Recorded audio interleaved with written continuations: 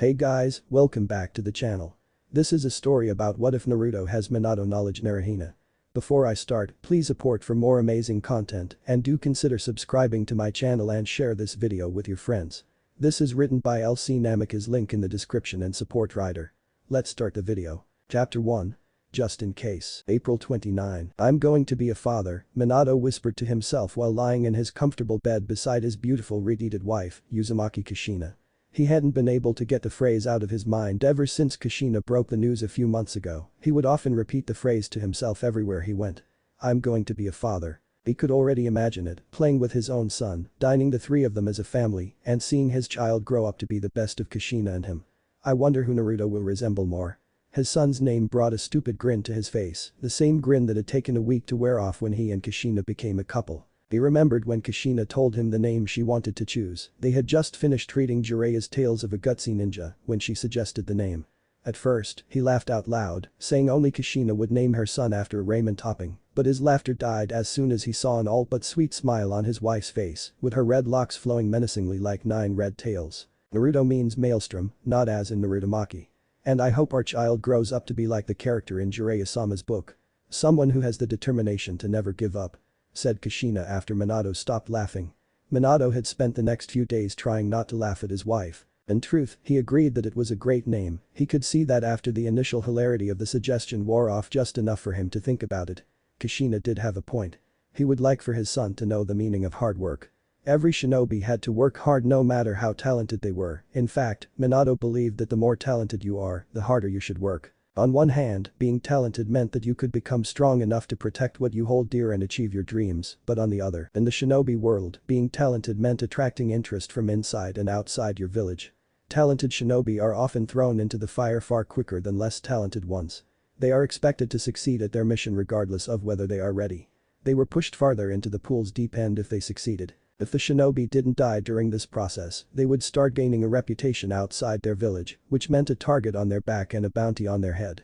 If said shinobi decided to rest on his laurels and not push himself to higher heights, an early death was the only thing awaiting him. He had seen this happen frequently during his career, promising shinobi dying far quicker than they should because they were served more than they could chew.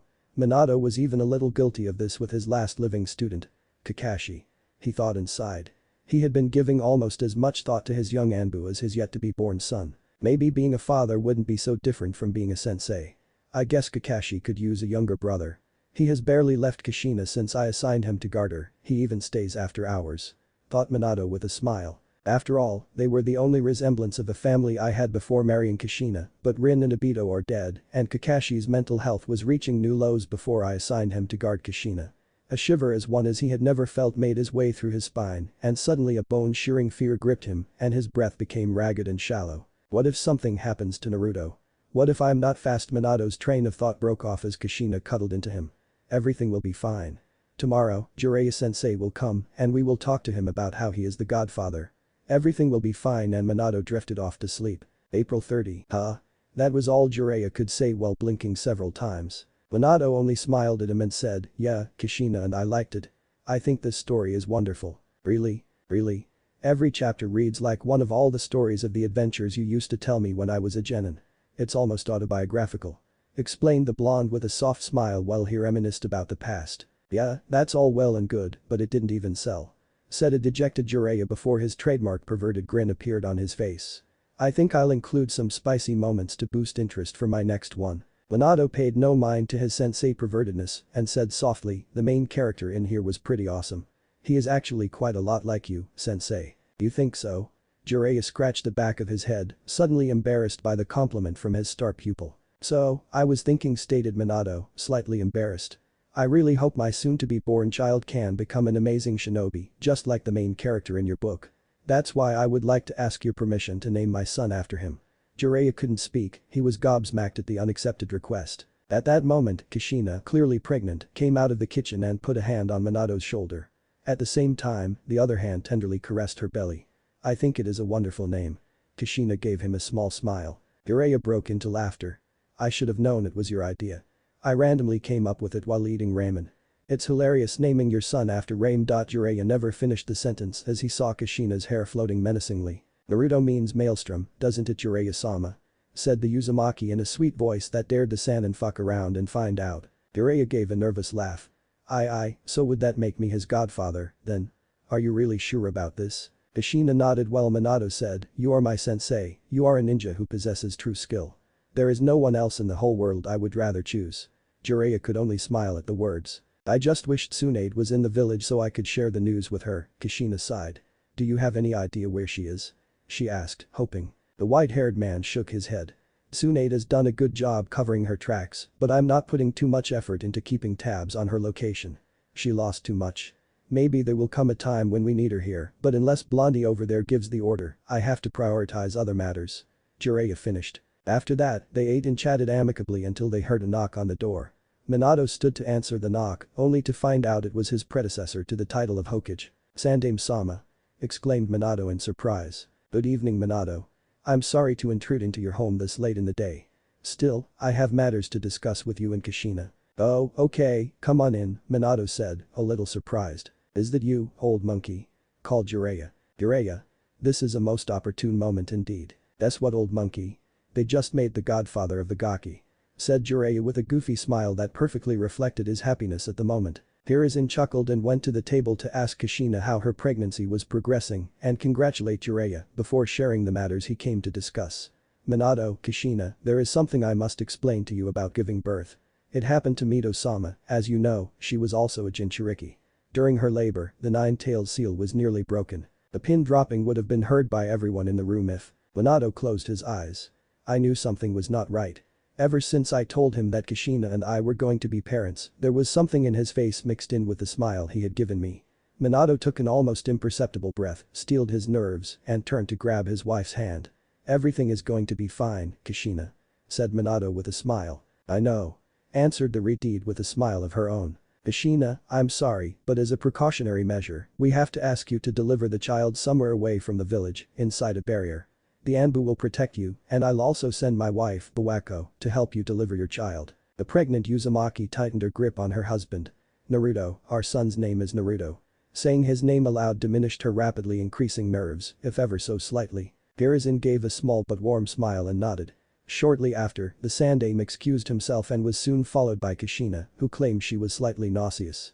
As Kushina made her way to the bedroom, she repeated the exact phrase repeatedly in her mind.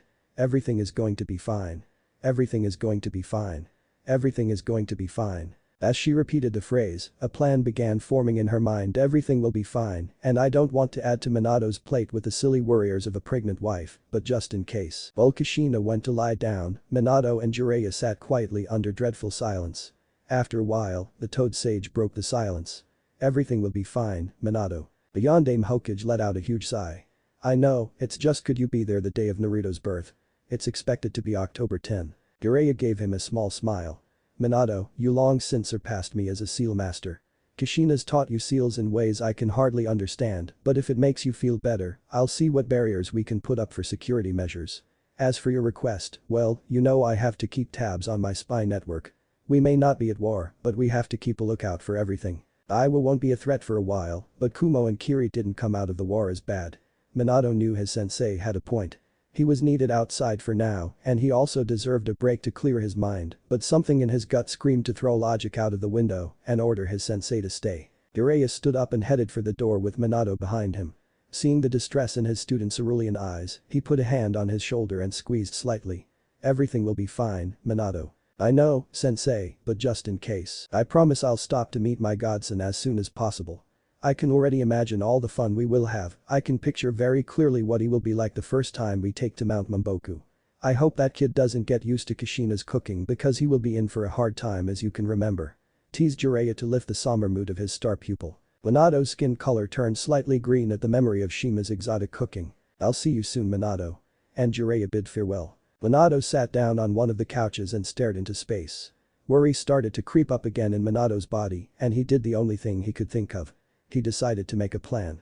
I can let my worry show in front of Kushina. I know everything will be fine, but just in case. With that thought, he went to lie down next to his wife. May 1. Kushina woke up late only to find that her husband was long gone. It seems that Minato woke up early and went to work. Though Kushina as she stretched and swept the drowsiness of her mind. Alright, I have to get started and return before Minato returns, so he doesn't suspect anything. I need to visit the Uzumaki Tower. My old things are still there since I never moved them after she died and I moved out. Kushina thought as she got ready. After she finished her morning routine, she was about to leave when a thought occurred to her. She closed her eyes and concentrated. A few seconds later, a smile spread across her face. Kakashi, you have 5 seconds to come out or it will hurt. 5 4 3 2 A small figure with silver hair, a dog mask, and a black coat appeared before her, kneeling. Kushina-sama, said the Anbu member with an underlying tone of amusement. Kushina proceeded to smack the Anbu member in the head. Don't Kushina-sama me and take your mask off when talking to me. She smirked as Kakashi tentatively removed his mask. I'm going to plan a surprise for Minato when Naruto is born, you can still follow me, but I'll need you to be a good boy and not spoil the fun. Okay? Kushina asked as she ruffled Kakashi's hair. Kushina had loved taking the mickey out of all of Minato's students, but she just went the extra mile with Kakashi. Someone had to remember that even though he was already a jonin, he was still young and shouldn't be so uptight and serious all the time. He made no attempt at avoiding this now, he long had learned his lesson about stopping Kushina, but he never could suppress the tick in his right eye. Kakashi just sighed and nodded. He figured that if his sensei had a problem with it, Kushina would manage to protect him. As Kushina made his way to the now uninhabited tower, she started to think back to her childhood there. The tower had been a gift from Hashirama Senju to Mito Uzumaki after their marriage, and ever since, it became the place of residence for every Uzumaki who visited Konoha. When you entered the building, you were greeted by a huge version of the Uzumaki clan crest in the middle of the floor and a spiral staircase that led up all the way to the rooftop where you would get a beautiful view of the village and the Hokage monument. It had been where she lived ever since she became a Jinchuriki until she married Minato and they had moved in together. Although it was a beautiful building that had been crafted to resemble Uzushio's architecture, she couldn't say that it ever was a home. In fact, there were times when it had felt more like a prison than anything else. As she entered the building, he couldn't help but remember a mixture of happy and bad memories, from spending time with Mito or studying Uzumaki Fuinjutsu with Minato for hours and hours to being locked up here while everyone went on missions and helped the village. It also made her remember Uzushio. A part of her wanted to go there and see what was left of her old home, but she didn't think she would have the strength to do it. She didn't want to alter the image of the beautiful island that had once been her home. Ever since the fall of Uzushi Agakure, most of the knowledge of the once great clan seemed to have died with the village. Most Chunin and Jonin now carried her clan crest on their backs without even knowing what it meant. Part of her knew that, well, her clan was almost extinct and, for all purposes, irrelevant. Still part of her was bitter that they had let the memory of her clan be forgotten. Thankfully now that Minato was Hokage, it will all be fixed shortly. She had put her foot down that until Minato agreed to change the curriculum in the academy, he would be sleeping on the couch. Minato had never agreed to anything faster in his life. She had spent much of her free time planning what to teach about her clan before her pregnancy. She fondly remembered how she had used Kakashi as a test subject to cram him with every piece of information that would be taught in the academy. Kakashi kept his expressionless and bored face all throughout her lessons. To anyone else, it would seem like Kakashi just went along as a favor to his sensei, but she knew better. Kakashi liked to learn new things as much as Minato. She took a deep breath as she entered the library. It was just like she remembered, just a little dustier. There were shelves and books everywhere you turned. Most of them had red covers that matched her hair, but a few ones were a gentle baby blue that had always reminded her of Minato's eyes. She smiled softly as she remembered the amount of hours the two of them had spent here. She shook her head after a few seconds. There is a reason I didn't come when planning what to teach about the clan, too many memories. She took in a deep breath. I'll better do this quickly for my sake. Kushina went towards the sections that kept several books and scrolls about the clan's history, genjutsu, ninjutsu, and taijutsu. Some of these scrolls she had brought all those years ago when she first arrived from Uzushio. Mito was kind and gentle, but also very strict and prideful about being a Uzumaki. I won't let any Uzumaki smear the history of the great Uzumaki clan, Mito had told her. That was why Kushina was drilled into the ground with studies from a young age. At first, she had loathed her studies, but with time, she came to appreciate the beauty in knowing her clan's history. Not to mention that in her teenage years, it had allowed her to spend time with Minato. I understand, Mito-sama. Naruto will also grow to represent the clan and make us proud. She would be damned if Naruto wasn't proud of being a Uzumaki. Kushina bit her thumb hard enough to draw blood as she approached one of the bookshelves and let a drop of blood fall on the wood. Kanji started to crawl out of all the books and spread over the bookshelf and glowed red before they disappeared. After taking care of the security measures, she selected every scroll she had deemed important enough for Naruto to have. She divided them by genjutsu, ninjutsu, taijutsu, and clan history. She ordered them according to their rank or, in the case of the clan's history, chronologically. She then took 4 larger scroll seals and proceeded to modify the matrix. She took a while to plan how to modify the storage seals, but she got an idea after brainstorming. It shouldn't be that hard, just a bit tricky and long. I guess no one really has a reason to develop such a seal yet and record the knowledge. Kushina started to work with some ink and brush she had brought along with her. After brainstorming how to go about this, she modified the sealing matrix and added some kanji to the scroll. What she wanted to create was essentially a layered progressional storage seal. The 4 scrolls were going to be stored in a larger sealing scroll. Inside the bigger scroll, 4 kanji would appear. History, Kenjutsu, Taijutsu and Ninjutsu. Once you entered the chakra into one of the kanji, the seal would release the current lowest ranking scroll of the chosen subject. In the bigger scroll, questions would appear to test your knowledge on the scroll you took out. It took Kushina a couple of hours, but she had figured it out and now she only had to add the question to the larger scroll. She would be doing this during the remaining months of her pregnancy. She put the storage seal on her bag, stood up and stretched. Kenjutsu sure is a wonderful thing. She said to herself. Kushina decided to go home before it was too late, but she passed by her old bedroom door before she left. She stared at the door for a moment before letting out a sigh and opening the door. She explored her old room for a while before finding a box filled with small red books. She smiled softly, grabbed one of the books, and opened it. My old journals. I stopped writing years ago, but maybe I should store them in another scroll for Naruto. She quickly followed with her line of thought and sealed her journals into another scroll. After that, she made her way home. Meanwhile, Minato was at one of his safe houses, reviewing several of his notes. At the beginning of their relationship, he and Kushina had bonded a little over their writing hobby. Kushina initially had only kept a journal to cope with her loneliness due to being an outsider. She stopped writing a couple of months after they began their relationship. Minato, on the other hand, never stopped writing. He had too many thoughts in one day not to write them and keep them stored for a later date. Today was precisely that date. Minato was looking at all the journals he had written through his years. The Rasengan and its multiple steps, as well as theories on combining with different elements, Kenjutsu, tactics, the Hiraishin with the improvements he had made and derived jutsu he created, daily thoughts, and his own fighting style. Minato's fighting style was certainly unique. He had always felt comfortable with kunai on his hand and he never liked hand signs much. They took too much time to perform and during them, you were left vulnerable. He had killed many people while they were performing hand signs. That didn't mean that he didn't implement ninjutsu in his fighting style. Most shinobi essentially threw ninjutsu out the window the moment they grabbed a kunai. He wasn't like most shinobi. He wasn't Konoha no Kairoi Senkin for nothing. His uncommon talent for one-handed hand signs, his fuinjutsu to implement seals with one hand, and the Rasengan allowed him to incorporate ninjutsu while fighting in close-range combat seamlessly. Minato collected all of his notes and organized them in terms of difficulty. Minato debated including his notes of the Nidame's Hiraishin and his improvements along with his other notes. He had been torn between passing his knowledge to Naruto and letting him be his own shinobi. After deliberating for a while, he concluded that he wanted Naruto to have all the tools to surpass him, but he wouldn't outright hand things to him. He had been thinking of a seal that would grant Naruto gradual access to his notes, the Hiraishin, of course, being the grand prize. Unknowingly Minato created the exact same seal that Kushina had created down to the last brush, with the only exception that Minato didn't have anything regarding his family history. Minato inspected the seal and grinned. I think I call this seal the sequential learning progress tracking seal. Kenjutsu sure is a wonderful thing. October 3. Minato sat in his office with a beautiful view of Konoha behind him. At the moment, the blonde Hokage was examining a particular piece of paperwork. Unlike most of his paperwork, which is usually handled by his shadow clones, he wanted to take this one personally.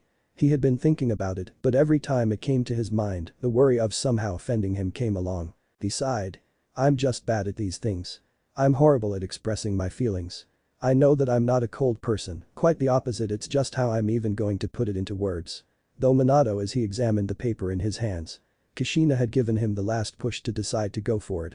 He remembered yesterday with a smile. Flashback. Minato was peacefully eating the miso ramen with extra chasu he had picked up on his way home, while Kushina ate her favorite salt ramen. Kushina observed her husband and waited for the perfect moment to strike. Finally, she found the right opportunity. You know Minato, I have been thinking something lately. Her husband only nodded, signaling to continue. Before speaking, her eyes were twinkling with mischief. I think Naruto should have a brother.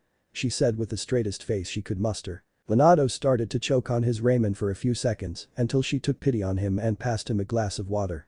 She remained dead serious and looked him straight in the eyes, causing him to avert his gaze. Already?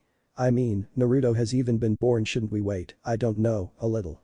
Said Minato with panic in his voice. Are you saying you don't want to make more babies with me, Namikaze? Kushina lifted an eyebrow and her tone sounded more like a threat than a question. Minato turned, paled, and started to stutter. "Okay Kushina TT, that wasn't what I meant." Kushina couldn't hold it anymore and burst out laughing. The blonde just stared at his wife for a couple of seconds before letting out a relieved sigh. "Don't joke like that."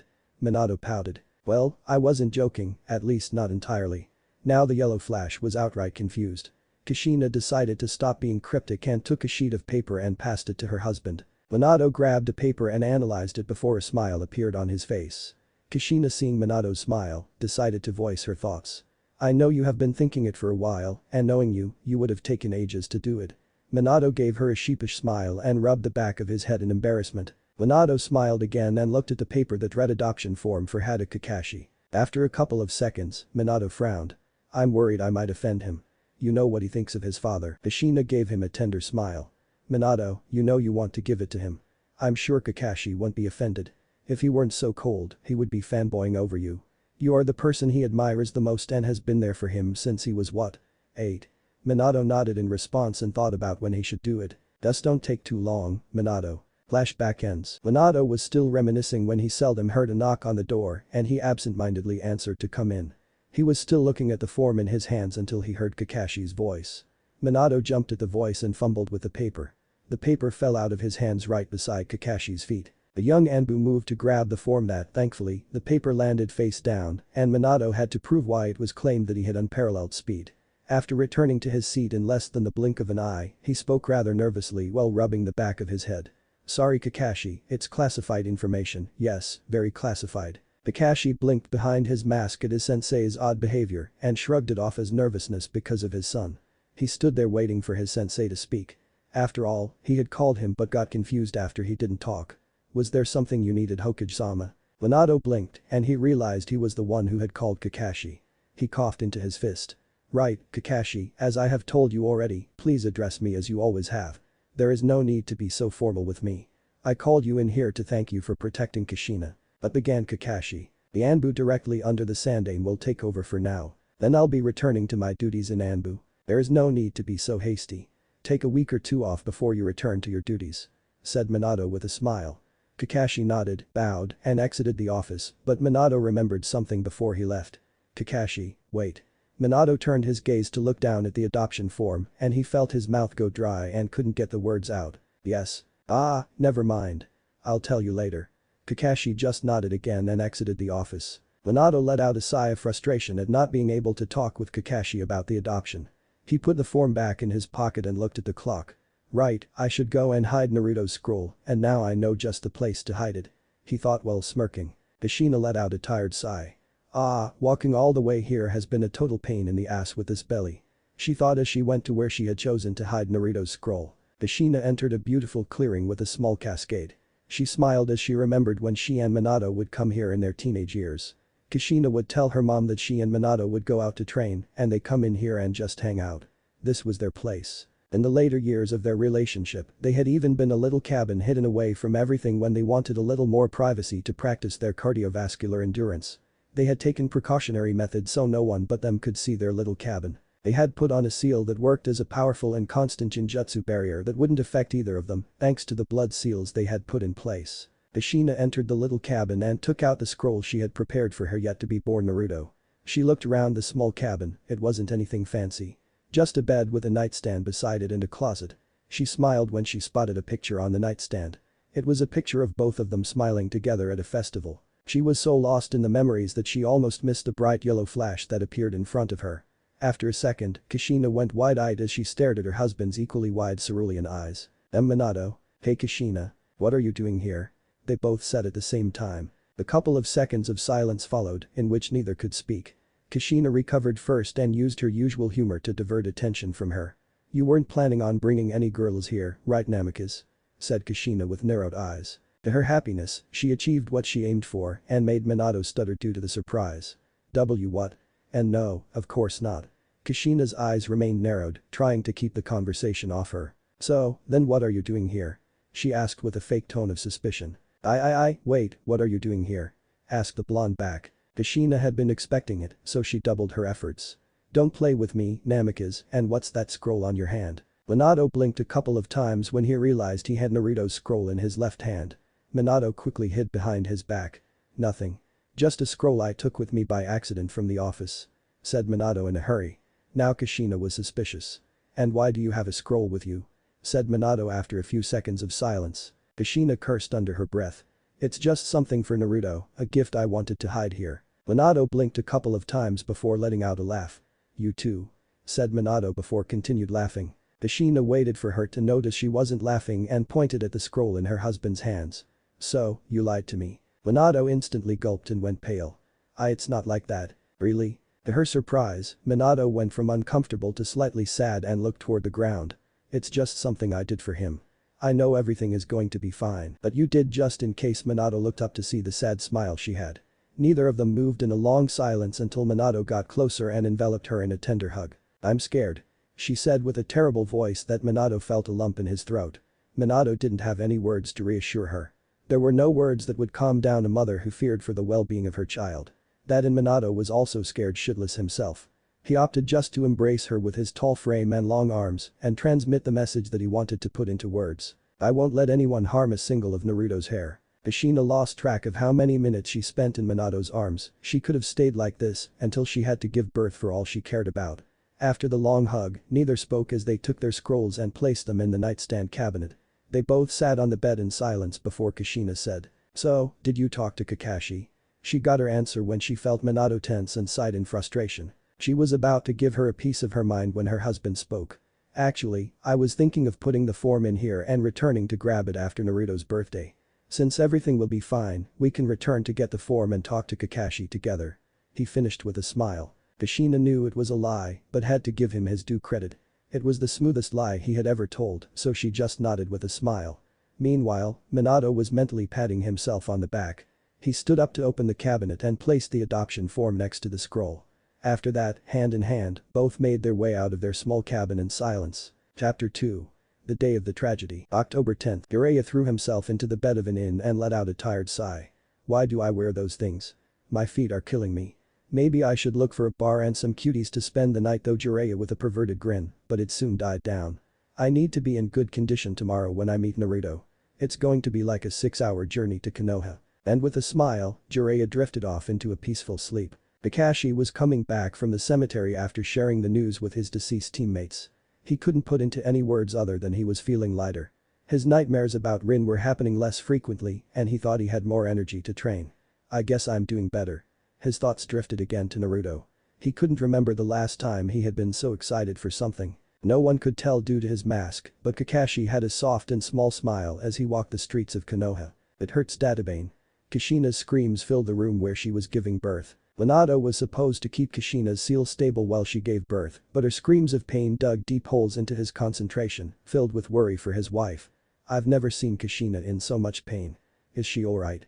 asked Minato with concern in his words. "She is doing fine, just concentrate on keeping the Kyuubi inside of her and she will get the baby out," explained Bawako, the wife of Hiruzen Sarutobi. Minto nodded and was about to regain focus when Kushina uttered another thundering scream of pain. "Are you sure she is?" Minato never finished his question. "You are the Yondaime Hokage. Act as such. She can handle the pain," said Bawako in a harsh tone. Minato gulped and refocused on Kushina's seal. The struggle continued for a few minutes, Minato trying to keep the Kyuubi in his seal and Kushina trying to get Naruto out of her. Finally, everyone present heard the indistinguishable cry of a newborn baby. Minato stared at Naruto in Bawako's arms. "He's born," he muttered to himself as his eyes grew damp. He closed his eyes and let out a massive sigh of relief that had been in him for the last several months. "He's born and everything is fine." Minato wanted to burst out in tears of joy, but when he opened his eyes, he saw Bawako coming his way carrying Naruto. He tried to take Naruto from her to hold him and tell him how much he loved him. He had loved him ever since Kushina told him she was pregnant, but Bawako scolded him, saying Kushina had the right to hold him first. Minato could only pout. Kushina was still panting from the effort when she saw Bawako approaching with Naruto in her arms. "Naruto. I finally get to see you. You'll have more time in a couple of minutes. I'm going to lay him down, okay?" Kushina only nodded, feeling her words fail her due to her emotion. "Kushina, how are you feeling?" asked Minato cheerfully. "Happy. So happy," said Kushina in a weak voice as tears rolled down her face. Minato could only look affectionately into her violet eyes and say the first thing that came to mind. "Thank you." They simply stared into each other's eyes, sharing the deep happiness and relief each felt. "Okay, now I only have to completely seal the Kyuubi," said Minato with determination. As he was about to begin, two screams of pain and surprise echoed through the room. Minato instantly turned to see Bawako and her aide crumble lifelessly into the ground, but he saw him. A cloaked and masked figure holding his son. "Yondaime Hokage, step away from the Jinchuriki. Otherwise, this child will have only lived 1 minute," said the masked man in a cold tone. It all went to shit after that. Minato had to save Naruto from blowing up by teleporting into one of his safe houses. After making sure that Naruto was unharmed, he went looking for Kushina. He was just in time to rescue her from being crushed by Kyuubi. He knew he had only bought her a few more minutes of life. Even a Uzumaki wouldn't survive for long after having a Bijk extracted. It was a testament to the Uzumaki's life force she hadn't died right after the extraction. "Is he safe?" asked a weak Kushina. Minato could afford to be clouded by emotions at this point. "Yeah, he is fine. He is in a safe place for now." Kushina nodded. "Minato, that man, he is heading towards the village. He wants to destroy it with the Kyuubi." If possible, Minato's mood turned even more somber than before. Minato quickly teleported to the safe house where he had left Naruto in. He arrived and laid a dying Kushina next to his newborn child. "Just stay with Naruto, Kushina." Kushina tried her hardest to pull herself closer to Naruto so she could embrace him in her last minutes of life. Seeing her dying wife lay peacefully beside Naruto filled his eyes with tears. Still, they were quickly replaced by the look that would send shinobi during the last war. He quickly gathered his vest, kunai, and cloak. He flashed into one of the backs towards the village. Minato landed on top of his own head in the Hokage monument and stared down the Kyuubi, thinking about how best to approach the situation. He was coming up with a plan when the Kyuubi turned to face him. "So, you notice me already?" The Kyuubi immediately started charging a Bijgama to aim it right where he stood. "You won't get your way here," screamed Minato, performing 4 hand signs as the massive pure chakra flew toward him. Hurration. Mrai. Massive kanji appeared before the Kyuubi's attack as it swallowed the Bijgama. A couple of seconds later, an explosion was heard in the distance. Minato was about to do the hand sign to summon Gamabunta when he felt a presence behind him. He quickly turned to slash with his kunai but was surprised when he saw his arm go through the head of the masked man until it reached at his hand and he held it in a vice grip. Minato's world began to spin as he felt himself being sucked into a spiral. Thinking quickly, he flashed to a kunai on the outskirts of the village. Minato landed harshly on the ground as he analyzed what had just happened. "My attack missed, but he materialized and instantly tried to drag me in. What is that jutsu?" As he finished that thought, a spiral formed as the masked man materialized from nothing. As Minato stared into a single hole on the right side of the mask, he saw a bright red eye with 3 tomo. "I won't let you get away," announced the masked man. Minato stood up as he kept analyzing his mysterious opponent. He can use a teleportation jutsu that rivals the Hurration. He managed to outmaneuver the Anbu assigned by the Sandaime and slip through a top-secret barrier without anyone noticing. He also knew that Kushina's seal would weaken during childbirth and managed to extract and control the Kyuubi with his Sharingan. Furthermore, he successfully infiltrated Konoha without firing off the security barrier. "I know of only one shinobi capable of this. Are you Uchiha Madara? But that's not really possible. He died a long time ago." "I wonder about that," said the figure as he lowered the hood of his cloak. "It doesn't really matter who you are in the end. But why are you targeting Konoha? You could say I did on a whim, or that I planned it, or that it is for war, or that is for peace," said the man cryptically as chains fell from the sleeves of his cloak. "This man is even more dangerous than Kyuubi. I must deal with him right here before I can return to the village and help with Kyuubi. I'll have to trust that Sandaime can protect the village while I care for him." Though Minato as he sized up his enemy. "You have no hope left, Yondaime." As soon as the man finished the sentence, both rushed towards each other. Minato tried to slash at the man again, not hoping to damage him, but to figure out more about his technique. As he had suspected, he went through his opponent's body as if it were just an illusion, right into the chains he had attached to himself. Minato quickly flashed toward a kunai a few meters away. "I thought my physical attacks did not affect him, but he has to materialize to attack me. Namely, I can aim for him when we both try to strike, but there lies the risk. Considering how much time has passed since he summoned the Kyuubi into the village, it doesn't have much time. He wants to finish these as soon as possible, just like me. However, lands their next attack an instant quicker than the other will emerge victorious." Minato prepared to charge again. As both ran towards each other at blinding speeds, Minato threw his kunai towards the man's head and just as he had hoped, it phased right through him. The milliseconds grew long as they approached each other and Minato formed the biggest Rasengan he could with the available time. It seemed that Minato would be one picosecond too slow as the mysterious man's hand would reach him first when he suddenly flashed to the kunai from earlier and slammed the Rasengan onto the man's back. That was my Hiraishin I know Dan. Flying Thunder God second step. You got me. I must say you are as fast as your nickname. I should have never let my gore just before he finished that sentence. Minato flashed to the mark he had put on him and slammed a palm into his chest, with multiple kanji spreading as a result. But this, the Kyuubi no longer belongs to you. Said Minato as he put his palm into the masked man's chest. Kyakufukin.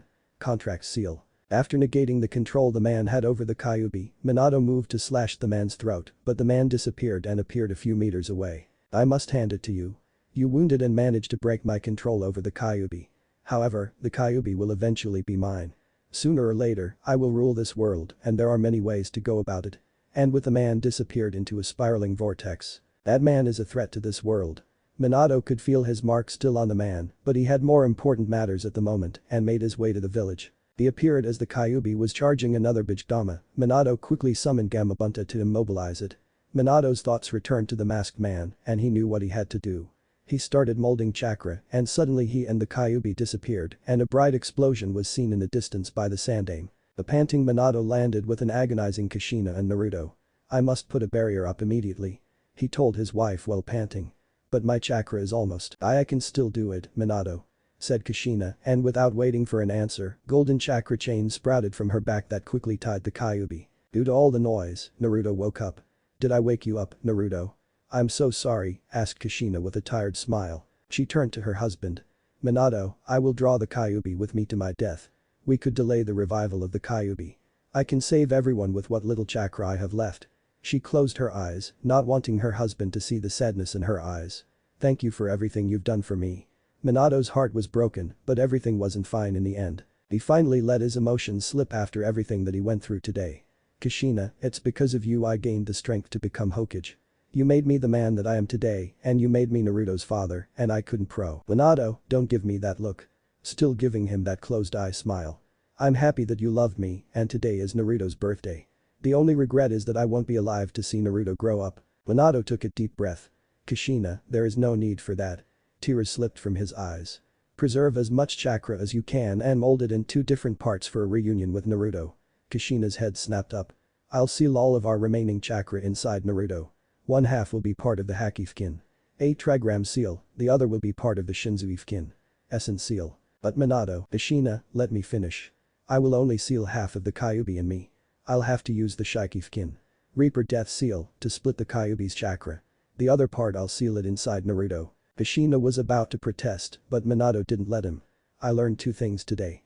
First, the masked man who attacked today is a harbinger of disaster and second, the one who will stop him is this child. I believe Naruto will open the future as Jinchuriki. I don't know why, but I'm convinced of this. Minato started to make one of the last sets of hand signs he would ever perform when the Shinigami himself appeared floating behind Minato. Kushina, let's put our faith in him. He is our son, after all. I'll seal part of our chakra in the Hakifukin. A trigram seal, and the rest I will seal in the Shinzuifukin. Essence seal. We will be able to meet him twice. Once when he attempts to control the Kyuubi's chakra and another when we feel he needs us the most. You have no idea, you don't even know the burden you are putting him under. Being a Jinchuriki is a curse. Do you know what would happen to me if I hadn't found you and a few friends? Also, why use the Shikifukin? So that we can meet an older Naruto briefly when you could be there for him. You don't need to die. Screamed the panting, furious, and slowly fading Kushina. After a few deep gasps of breath, she continued. I want you to stay by Naruto as he grows up and protect him. You are dying for what? To protect the balance of Bijg between the nations. To give a chance to meet him. For the village's sake. Why must Naruto be sacrificed? Streams of tears flowed freely from her eyes. Minato's expression was a mix of sadness and determination. To forsake one's village is the same as forsaking one's child. That is what my title of Hokage means. Your own homeland was destroyed, so you, of all people, should know why I'm doing it. As his mother should know, I hate doing it. And you are right. I don't know what being a Jinchuriki is like, but I know you do. That's why you need to be there for him, he will need you more than he needs me. Have faith in him, Kushina, he is your son, after all. Minato gave her a smile. I know he will be able to shoulder his burden even better than you did. Kushina only gave a nod in response as tears kept falling. A couple of seconds later, the spectral hand of the Shinigami went through Minato's belly, went after the Kyuubi, ripped a part of the Kyuubi's chakra, and dragged it to seal it into Minato. The Kyuubi size was cut in half and its chains loosened unbeknown to the couple.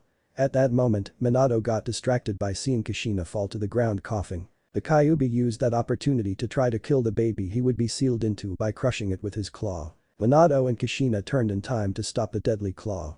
Minato performed the Hakifukin and sealed the Kyuubi in Naruto before preparing to perform Kyokufukin. Kushina, I will seal the remaining of your chakra in Naruto now. You won't be able to talk to him for a while, so. Kushina nodded. Naruto, we don't have so much time.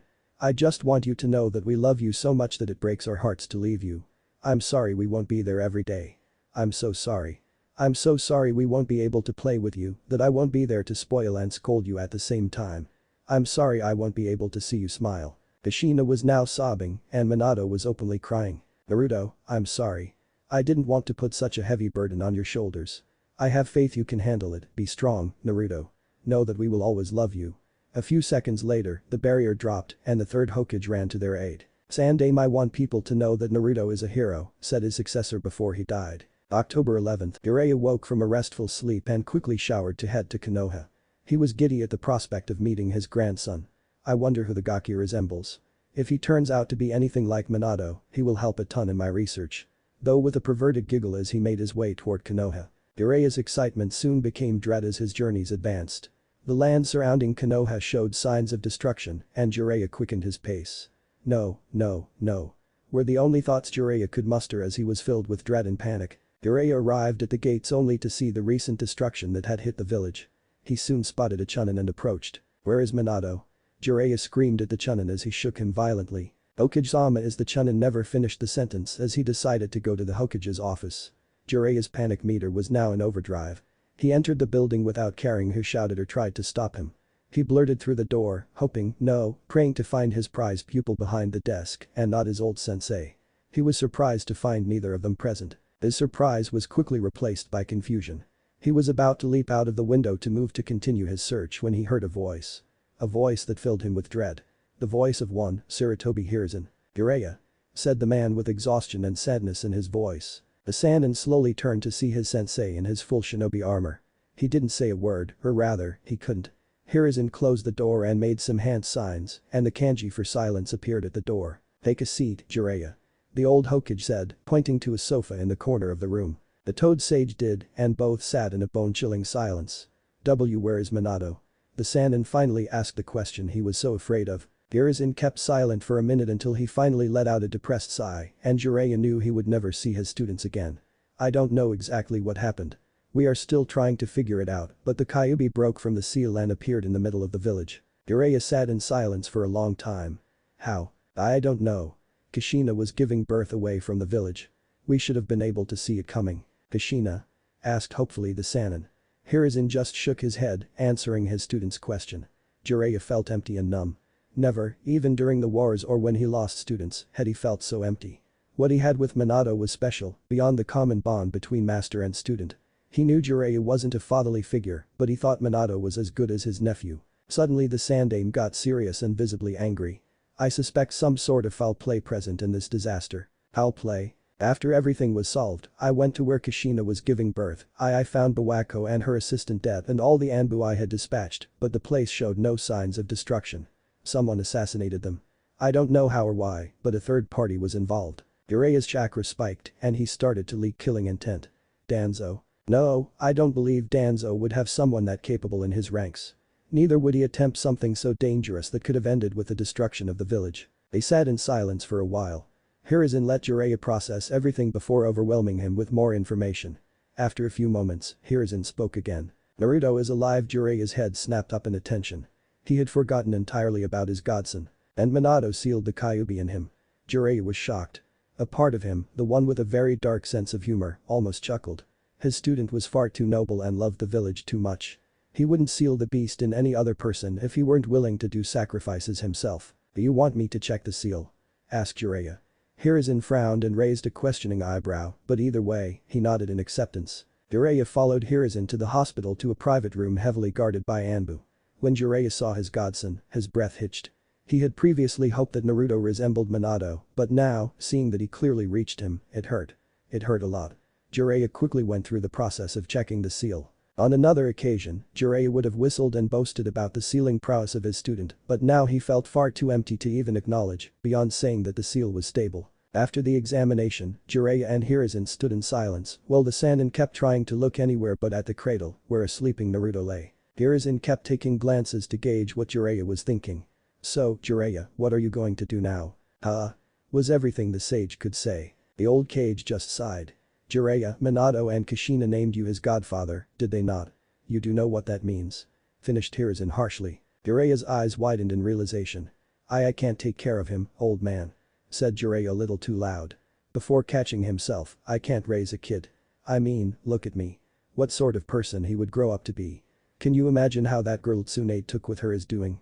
Besides, I have to take care of my spy network, life on the move won't be good." Jiraiya's voice slowed. Hiruzen was tempted to express his disappointment, but he understood he was grieving. Hiruzen turned to see the sleeping baby.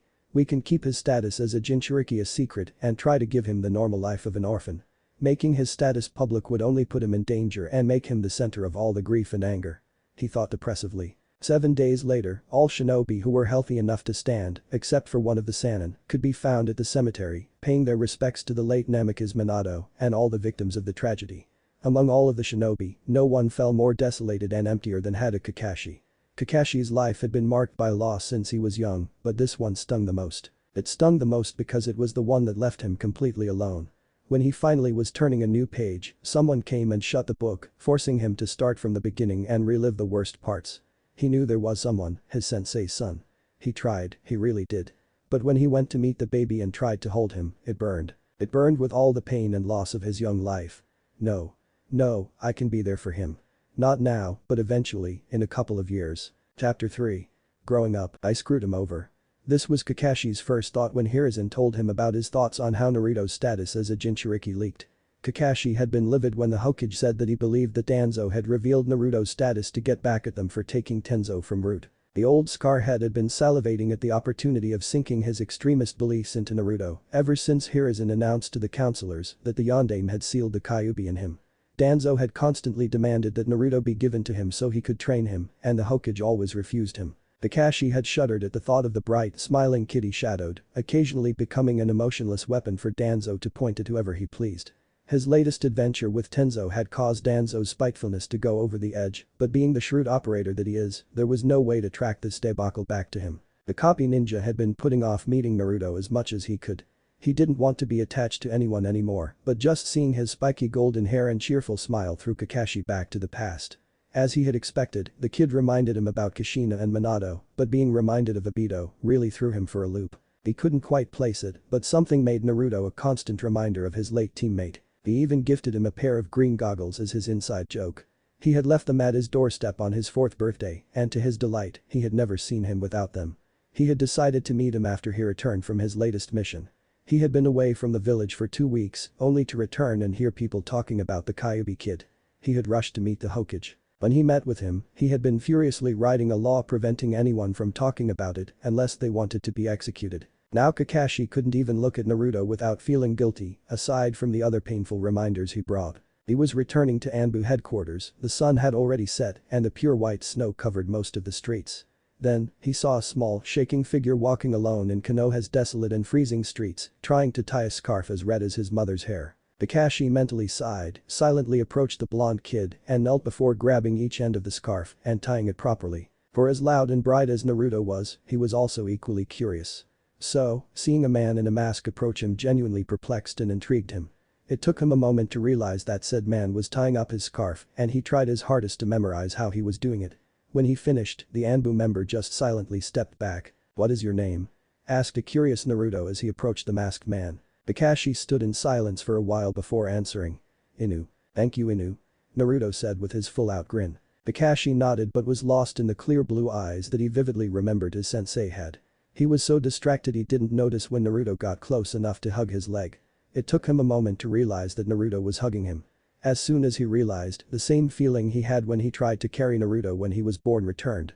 Yep, it still burned. It still hurt. He wasn't ready for this and doubted he would ever be.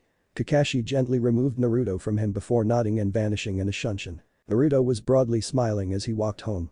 That little gesture of someone helping him made his day.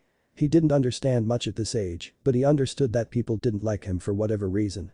He understood that he wasn't like the kids with parents to feed and hug them. Still, he didn't let those thoughts dampen his mood. Someone had actually helped him. Him, of all people. The only other person who has ever been remotely kind to him was the old man he shared fish in the forest once. This was the best day ever. Minato was running out of the funeral house. She didn't know why she felt it was her fault, but it felt like she had caused his cousin much pain. She couldn't stand seeing him trying to suppress his tears. It's all my fault, thought Hinata as she felt the beginning of tears forming in her pale lavender eyes. She was the heiress and shouldn't be seen crying, but she couldn't keep them away anymore. So, when everybody was grieving, she ran away. She ran until no one was in sight, and when she couldn't run anymore, she collapsed in the middle of the street under a lamplight and started sobbing profoundly. She sobbed for a while until she heard a voice. "What are you doing?" asked the voice loudly. She was used to getting scolded by her father, but he would never raise his voice. She would have thought it felt horrible, but this voice was unique. It was loud and bright with no hint of disappointment or harshness. She raised to look at the owner of the voice only to see a blonde kid about her age with a cream and orange jacket and a red scarf walking towards her. "What are you doing here?" asked the voice more softly. "If you keep crying, how I'm supposed to find out?" He questioned her with a hint of humor. Hinata couldn't get the words out. The blonde just smiled softly at her. "Where is your house?" he asked as he continued to smile at her. Hinata could only shake her head in response, her sadness and shyness acting up. "Oh well, come on. We will find it, let's go." As soon as he said that, he took her hand and guided her through the streets. She didn't know when or why, but she had stopped crying.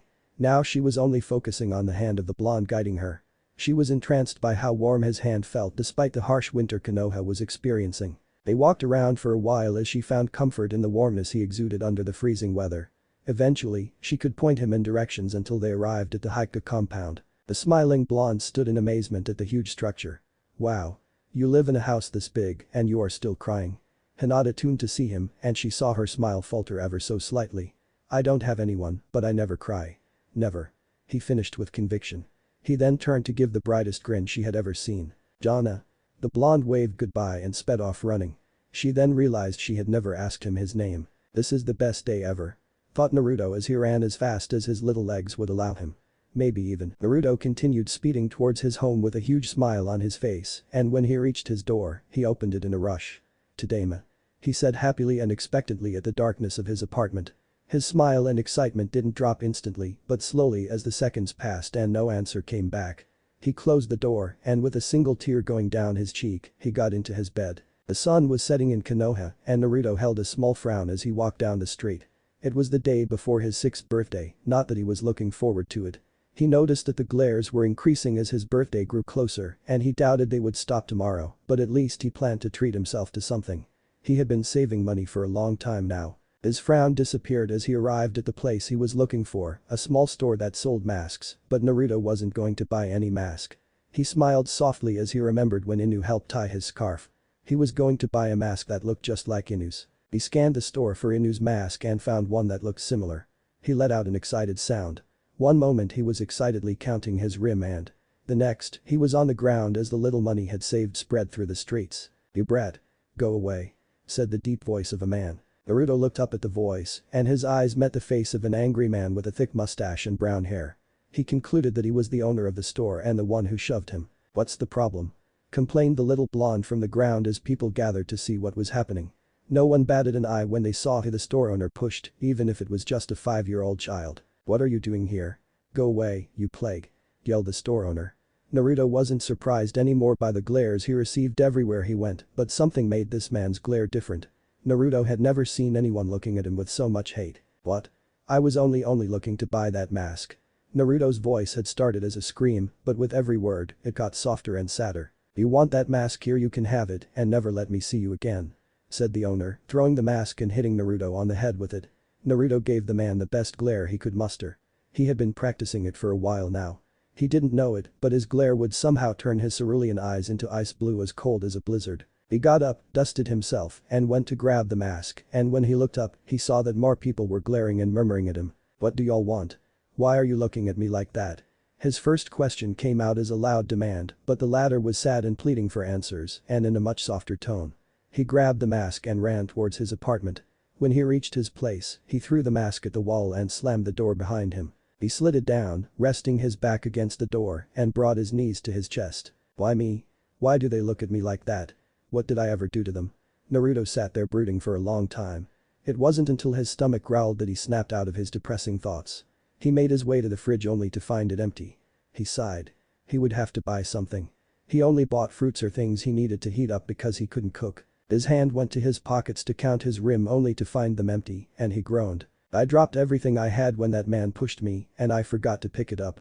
Naruto thought angrily before his thoughts became more depressing. I'm such an idiot. I guess I'll go to the forest and see if I can catch something, but it's already night. Though Naruto was a little scared of the prospect of going to the forest so late at night, then his stomach sounded again, and he made up his mind.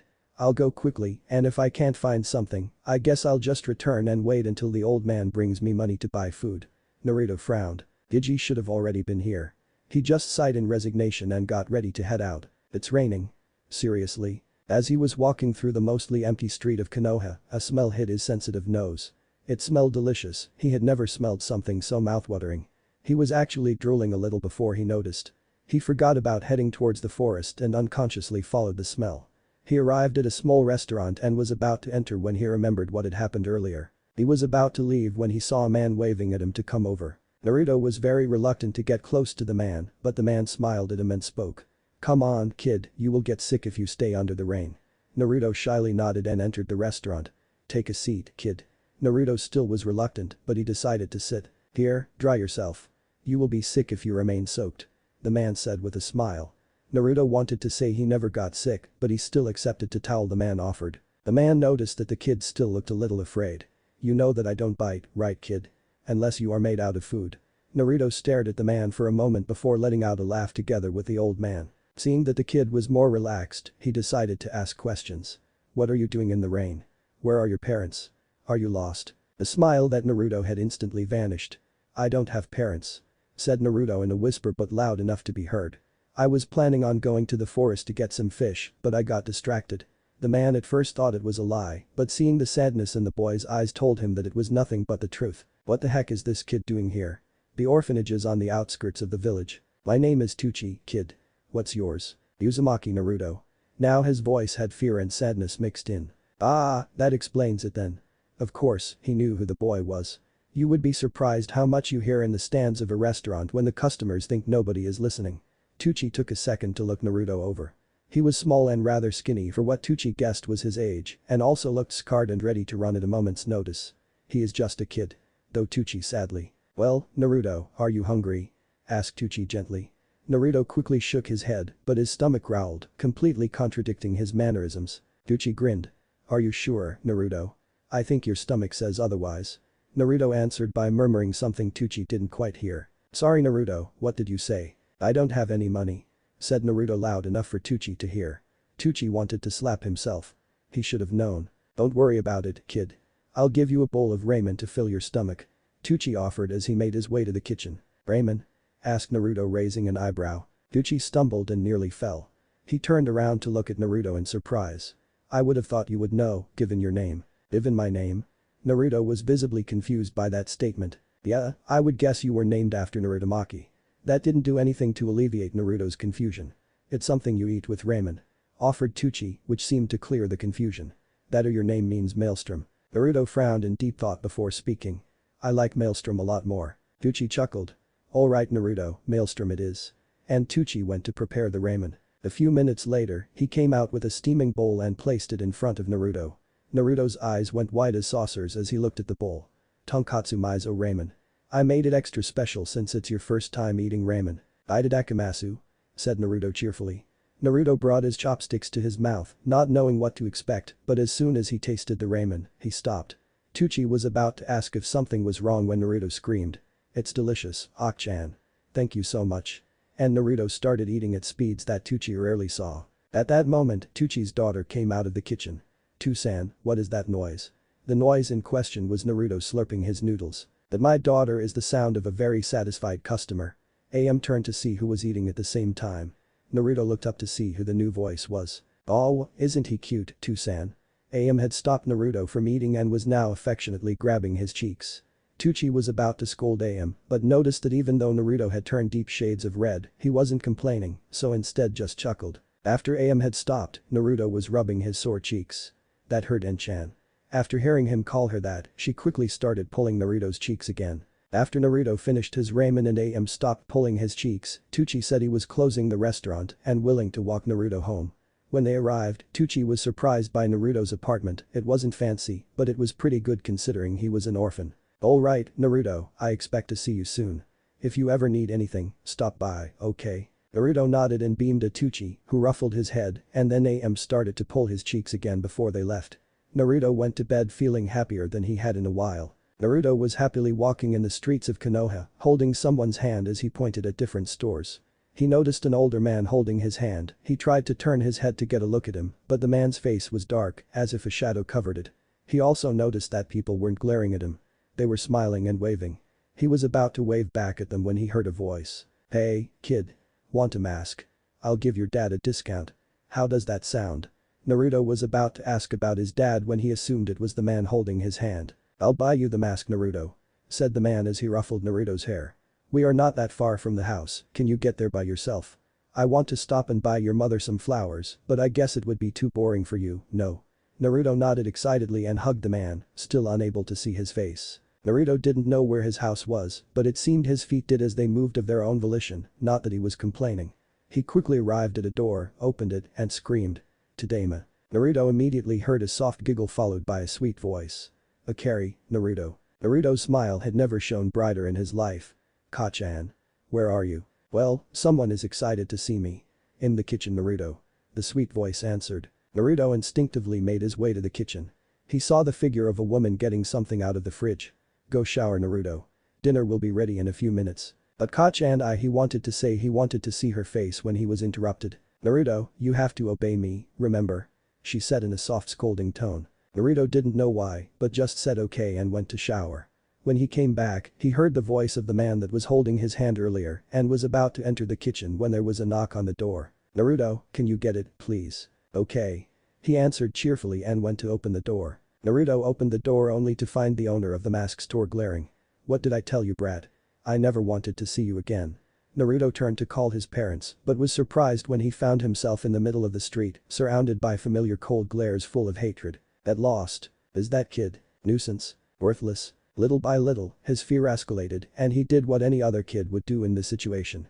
"Ka-chan to-chan," Naruto screamed in fright, only to hear mocking laughter in response. "As if someone like you would have parents," screamed someone from the crowd, followed by murmurs of agreement and more insults. Naruto covered his ears and closed his eyes and started to scream. "Stop. Stop. Stop. Stop it." And Naruto woke up shaking and breathing heavily. He noticed that the sun was already shining outside his window. He didn't know how long he stayed in bed, willing the tears back into his eyes. "Stop crying. It never fixes anything. No matter how much I cry, it doesn't change anything, it never changes anything."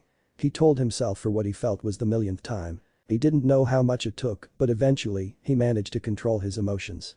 He laid down in his bed for hours blankly staring at the ceiling.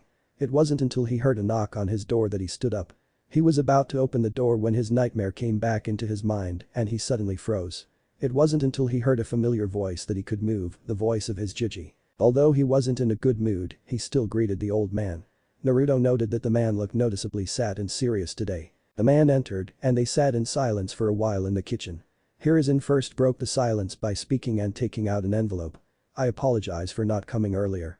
This is for this month's living expenses, spend it wisely," he said stiffly before getting up and making his way toward the door. "Hey, wait," said Naruto, and Hiruzen turned. "What happened to my parents?" asked Naruto timidly. "I already told you before," said Hiruzen in a monotone way.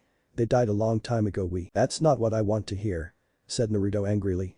"I know they died 5 years ago when the Kyuubi attacked the village. I know that. I just want to know who they were. What kind of people were they? What were their names?" Hiruzen stared at him briefly before returning and walking to the door. "It's no use in asking about that. It won't bring back the dead."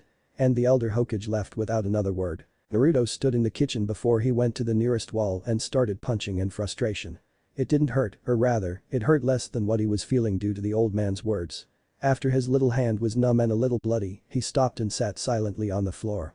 He completely lost track of time until his stomach reminded him about eating. Naruto turned to see the small envelope with the money he had been given before scoffing. He went to his room, grabbed an orange hoodie, and exited his apartment to head to the forest. Naruto was returning from the forest, and it was already dark. It had taken him a little longer to catch enough fish this time due to how frustrated he felt. He was still bitterly thinking about his conversation from earlier and chuckled bitterly at the memory. He didn't realize he had taken a different route until he reached a clearing filled with stones and a big monument. It took him a few seconds to realize this was Konoha's cemetery. He thought about his parents and wondered if they were there. He started looking through the names of the headstones with concentration. He was so concentrated that he only heard the horrible cries of pain and anguish when he was too close. He saw a man crying and kneeling in the grass with several empty glass bottles at his side. "Hey, are you okay?" asked Naruto with concern.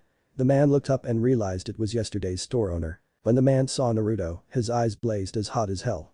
You monster. You took them away from me. The love of my life and my precious daughter." The man's words were coming out slurred. He made to stand up but fell. Naruto stared at the man in confusion and shock. Suddenly Naruto was overcome with fear and a single thought. Run. Naruto quickly turned around and started running. It was even 10 steps before he tripped on one of the tombstones and felt his right ankle twist painfully. The man slowly made his way toward Naruto, swaying with every step he took. He was meters away from him when a familiar white mask with red markings and spiky silver herd appeared behind him and delivered a chop to his neck, causing the man to fall unconscious to the ground. Kakashi eyed the man at his feet with disgust. He had never thanked Kami for being here, but now he was grateful for at least this once. He doubted that the man would go as far as to kill Naruto, but he was sure the blonde wouldn't be unharmed if he didn't step in. "Inu!" screamed Naruto in relief after a while. He tried to stand up, but his right ankle failed to hold his weight. Kakashi looked up to see Naruto struggle to stand up. "Are you hurt?" "I think I twisted my ankle when I fell." Naruto winced as he tried to stand. "Can you walk?" Naruto tried again but couldn't. Kakashi just sighed. "I'm a glutton for punishment, aren't I?" he thought as he approached Naruto.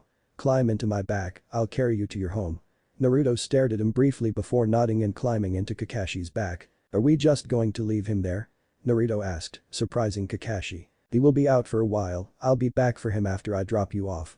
He answered and felt Naruto nod against his shoulders. Kakashi was surprised by how quiet Naruto was. They had been walking for a while now and he barely made a sound. Naruto always seemed to be about to explode with all his hyperactiveness. "Inu?" Naruto suddenly spoke. Why did that man say that I took away his daughter? Did I ever do something wrong? I don't remember doing anything like that and my pranks are mostly harmless. He also said I was a monster. I'm a monster?" he asked in a low voice devoid of his usual brightness. "Shit. Think quick though, the copy ninja. He was drunk and you didn't do anything wrong, nor you are a monster." He had half a mind on telling him to stop with his pranks. He doesn't even know the number of D-rank missions Genin squads have nowadays because of him. Drunk? What's that? It's what happens when you drink too much sake. It makes you act differently and say things that aren't true. But sake? A drink you will try until you are much older. He felt Naruto nod against his shoulder again and they remained quiet for a while. "You know, yesterday I tried to buy a mask from that man. I wanted one that looks just like yours.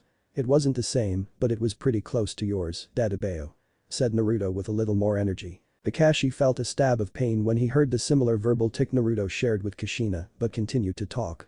"Did you buy in the end?" Kind of. I mean, the man pushed me out of the store and threw the mask at me and I just left after that. I have the mask, but it's broken." Kakashi seldom paid attention after hearing that the man pushed and threw the mask at Naruto. He was too busy deciding how long he would wait to take the man to Konoha's police department. 10 minutes should be enough once he wakes up. He concluded mentally before answering. "I see. Were you alright?" "Yep," answered Naruto plainly before they once again fell into silence. "Alright, here we are. Can you walk now?" Naruto climbed out of Kakashi's back and walked. "Yeah, I feel much better now. Thank you so much, Inu." At speeds that would have Minato proud, Naruto hugged Kakashi fiercely. Kakashi just patted him on the head before turning. "Good night." Naruto got visibly deflated. "And happy birthday."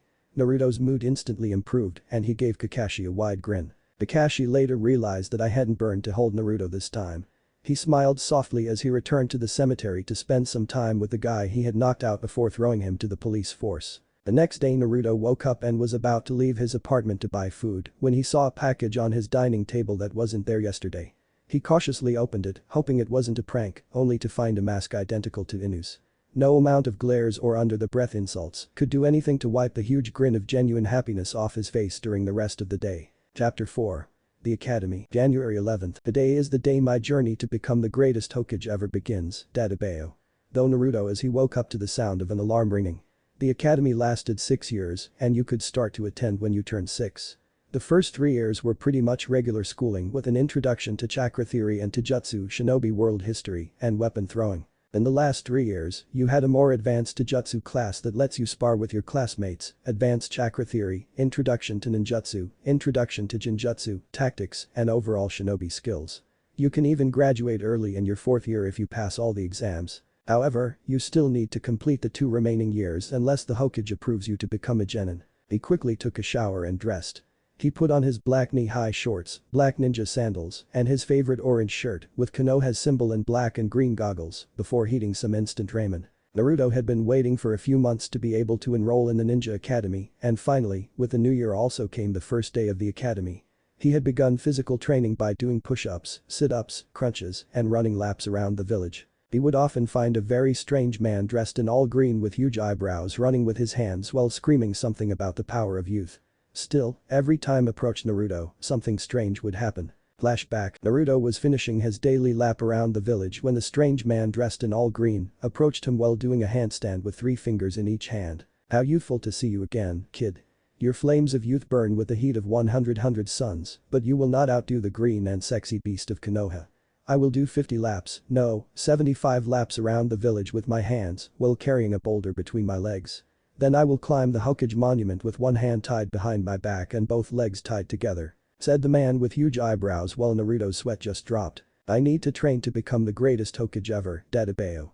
Responded Naruto. An extremely youthful endeavor, but you are missing something that will make you train 20 times harder while looking like a sexy beast. Said the man while winking and giving him a thumbs up, all while still standing on his left hand. Really? Can you help me get what I'm missing? Asked an excited Naruto. Of course. Said Guy while doing a backflip and landing on his feet. You just need to wear this youthful uniform. He pulled out a green piece like the one he was wearing and was about to give it to Naruto when a huge boulder hit him. A mere second after that, an Anbu with a dog mask appeared. Here is the boulder you need for your training. Said the Anbu, who then turned to Naruto and spoke. I'm sorry for the interruption. Please continue your training. Inu. Yeah, I'll be the greatest Hokage ever, so I can't stop Dadabeo. And with that, Naruto continued his training. I refused to let Naruto become a Guy Jr. When Naruto was out of sight, Kakashi turned to Guy. Guy, how often do I tell you to stop corrupting little kids? How unyouthful of you, my eternal rival. I only wanted to help him achieve his youthful dream. Sorry, did you say something? Ag, curse you and your hip attitude, Kakashi. End of flashback. Well, I better be on my way. I don't want to be late for my first day. Maybe I can even make a few friends. Unbeknown to our little shinobi in training, most parents told their kids to be careful with Naruto and that it's better to ignore him. Naruto entered the Ninja Academy as bright as ever, grinning at everyone despite the pang of loneliness when he watched some parents drop off their kids. Naruto reached the classroom and opened the door, only to meet the eyes of his new teacher. The teacher's smile quickly vanished and he turned to grab a paper from his desk. He was completely ignoring Naruto's salute. Naruto observed the man, he had brown hair pulled into a bun and a scar across his nose. He then eyed his new classmates and noticed a few glared at him too. I think I'll sit at the back of the classroom, that way, no one can glare at me at least. When Naruto was going to his chosen seat, a random kid stuck out his foot and tripped the little blonde. Naruto fell face first, almost hitting his face, but he managed to stretch his arms at the last second. Even though he didn't hit his face, the classroom was filled with laughter. Only 3 students didn't laugh. Those were a boy who seemed asleep, a kid with sunglasses, and a little girl with short midnight blue hair. Watch where you are walking. Said the kid that tripped Naruto as he snickered.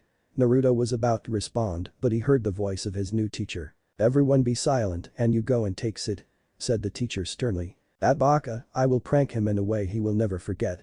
He thought as he walked to the end of the classroom and sat next to a chubby kid who was eating some chips and someone who appeared to be sleeping. He took the free seat next to the chubby kid and introduced himself. Hello. My name is Uzumaki Naruto, the future greatest Hokage ever, Dadabeo. What's your name? I'm Akamichi Chimjai. Nice to meet you, Naruto. The boy replied. Naruto was about to ask Chimjai for a chip when the sleeping boy murmured something unintelligible. What did you say? Naruto asked a little too loudly for the boy's taste. The boy with pineapple-shaped hair slowly lifted his head as if it was the most strenuous task in the world before speaking. Troublesome blonde. I'm Narushikamaru. And he dropped his head to sleep again. Don't take offense, Naruto, Shikamaru is just really lazy. Want a chip? Explained Shinji. They talked for a while as more students came and filled the empty seats. Alright, class, settle down. My name is Iruka Yumino, and I'll be your sensei from here until you graduate from the academy. I want each of you to say your name and a thing you like. If there are any volunteers, please raise your hand. Spoke Iruka. Naruto instantly raised his hand to introduce himself, but the teacher did not see him. The teacher pointed to another kid and one by one, they began to introduce themselves. I'm Inyazuka Kiba and I like dogs. Said a boy with spiky brown hair and red marks on his face. My name is Yamanaka Ino and I love flowers. Uchiha Sasuke and I like to train. Troublesome. I'm Nara Shikamaru and I like to sleep. A few giggles could be heard throughout the class. All the students introduced themselves one by one until only 2 were left. Naruto saw a small girl with midnight blue hair and lavender-colored eyes stand up timidly. She seems familiar for some reason. And my name is Hika Hinata and I like sea cinnamon R rolls. Stuttered the girl, causing a few kids to laugh, and she immediately went bright red. Naruto frowned and immediately got up to divert attention from the girl. I'm Uzumaki Naruto and I like ramen. Screamed Naruto. What a stupid name. Did you name yourself after your favorite food? Asked a kid and the laughter increased. Naruto's eyes immediately started twitching. My name means Maelstrom Baka. Alright. Settle down. Instructed Iruka, although even he found the situation funny. As Naruto sat down, he saw that Hinata was looking at him and he gave her a smile which she timidly responded. Iruka then started introducing the academy basics. Throughout the day and the different subjects, Naruto had multiple questions. Still, whenever he raised his hand to ask a question, Iruka ignored him and turned the other way while all the other kids answered their questions. After hours of boring lectures from Iruka came the lunch break.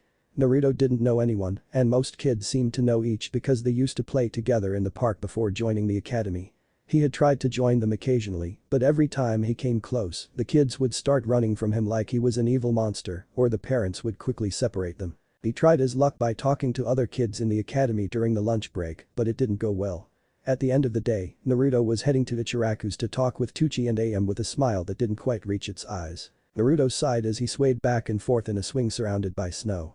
The year would be coming to an end soon. If Naruto was being honest, it sucked. He had given up on being a good student and training halfway through the year.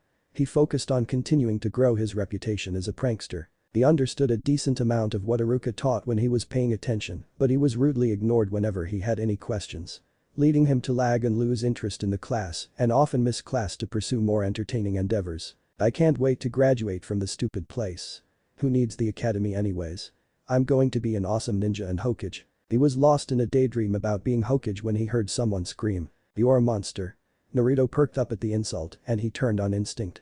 For a brief second, he half expected to see the same man from the cemetery, but instead, he saw 3 kids surrounding a little girl he recognized as one of his academy classmates. It took him a second to realize that they were calling the girl a monster and not him. He didn't know why it made him feel angry. They weren't friends. Not really. He remembered meeting her before the academy, but apparently, she didn't. The few times he tried talking to her, she was always really quiet. Still, he vividly remembered the time he was called a monster. The insult had stuck with him for months after that day. Your eyes are creepy. Said one and was followed by laughter. Yep, you are just a monster, aren't you? This caused the girl to start crying. Hey, stop that. Screamed Naruto as he got closer. Huh? Who are you? My name is Uzumaki Naruto. Remember the name because I'll be Hokage one day, Dadabeo. Hokage? You are an idiot. Said the tallest kid with a sneer on his face. I'll show you. Naruto retorted before trying to perform the bunshin. 2 copies of sickly-looking Narutos appeared next to him before they fell to the ground. Poor Naruto was so busy looking at the clones on the ground that he never saw the punch aimed straight at his nose. 1 second, he was looking at his clones and the other his world went black. Naruto blinked a couple of times as he regained consciousness. He instantly remembered that he was about to fight some kids. I'm not done yet. This time it's going to work. He then realized that the kids were nowhere to be seen and only the girl was still there. His shoulders sagged in disappointment. Hey, are you okay? Asked Hinata. They caught me off guard, you know, normally, I would have beaten them. Answered Naruto dejectedly before cheering up a bit. You are Hinata, right? Hinata nodded. They ruined your scarf. Naruto turned to see that she was holding his ripped red scarf. He sighed and just waved her off. I'm sorry. She said sadly as a tear started to slip from her eye. Hey, don't worry about it, he then wiped the tear that was slipping from her eye. And don't cry about either. Crying doesn't change anything, it never changes anything. He offered her his brightest grin to cheer her up before standing up and running off. Excuse me? Naruto turned to her. Thank you very much. Hinata said with a timid smile as she unconsciously clutched the ruined scarf. Naruto just gave another grin before running off. The first 4.5 years of the academy came and went without much happening aside. Naruto was now 10 years old, about to be 11, and sitting in the academy classroom next to Sakura, whom he had a crush on, and Sasuke. Haruka, as always, was giving his usual boring lecture. At least, that was what Naruto thought. He had stopped paying attention a long time ago. Suddenly he heard Haruka say something that caught his attention. Imagine if the world were to end tomorrow, who would you like to spend your last day with? Like that would ever happen? Muttered Naruto under his breath. How would that even happen? Screamed Kiba. Just suppose the moon began to fall towards the earth. Offered Haruka after scratching his head for a second. If it's the end of the world, I would like me to fall instead of the moon. Joked Jai, causing everyone to laugh. Just write down who you want to spend your last day on earth with. Said Haruka as the class quieted down and got to work. Haruka looked over at his students to ensure everyone was working when his eyes landed on Naruto. Without knowing or intending to, his eyes became cold and distant. He remembered that day as if it was yesterday. Seeing his mother's lifeless body as his father shouted at him to run away. How I wish I could spend one more day with him. His eyes then moved all over his students before landing on Naruto again. He saw that Naruto was glaring at his paper intently. As he felt his thoughts darken again, he shook his head before his thoughts got too depressing and started walking around the classroom. He didn't realize when, but he started reviewing what his students were writing. He wasn't surprised when he saw the answers his students were writing. He had been walking for a few minutes until he saw a completely blank sheet. He shifted his eyes slightly and saw spiky blonde hair. It would be a lie if he said he was somewhat curious about what the blonde would write. He caught a slight movement in the corner of his eyes and saw that he had begun writing the words mom and dad before he furiously erased his answer. The action took aback Haruka. Of course, he knew that Naruto was an orphan like him, but he had never really dwelled on that fact. No, every time he saw the blonde, he couldn't help but remember the demon that resided in him. He knew that Naruto wasn't the Kyuubi. Only a few ignorant shinobi and some civilians thought that, but almost no one could look past what he had been burdened with. Most shinobi just remembered all the pain of what they lost that night. A few of them were weary and mistrusting of the blonde, or more specifically, they were fearful that the seal would fail at any time. Jinchuriki weren't often the most stable people around, very few could have been categorized as mentally healthy. Sealing a biju isn't an easy task at all. Several factors come into play for the making of Jinchuriki, such as the seal used, the age, vitality, mental fortitude, and how much access you want to give to the Jinchuriki to their biju's chakra. Most villages in the elemental nations were rather liberal with how much access they gave to their Jinchuriki, since a Jinchuriki without access to their biju's chakra doesn't serve much purpose. The problem is that the more access you gave a Jinchuriki to the biju's chakra, the more access you gave the biju to their container, and the more stress you put on their body. Such practices gave Jinchuriki a bad reputation, rightfully earned for the most part. Rumors and tales of Jinchurikis going on a rampage while being possessed by their biju weren't hard to find. Haruka continued his train of thought as he walked back towards his desk. After a few minutes, he couldn't help that his gaze found Naruto again, but something was different. He wasn't loud or obnoxious, rather, he was quiet and unmoving. His eyes weren't shining with the mischief you usually saw. Instead, his eyes looked empty and sad. This sight quite put off Haruka, but abruptly Naruto started to move. He was curious about what the blonde was doing, and suddenly he saw that he had made a paper airplane and thrown it out of the window. Haruka blinked a couple of times before remembering he was the teacher and, thus, had to scold him. Naruto. Don't throw out your paper.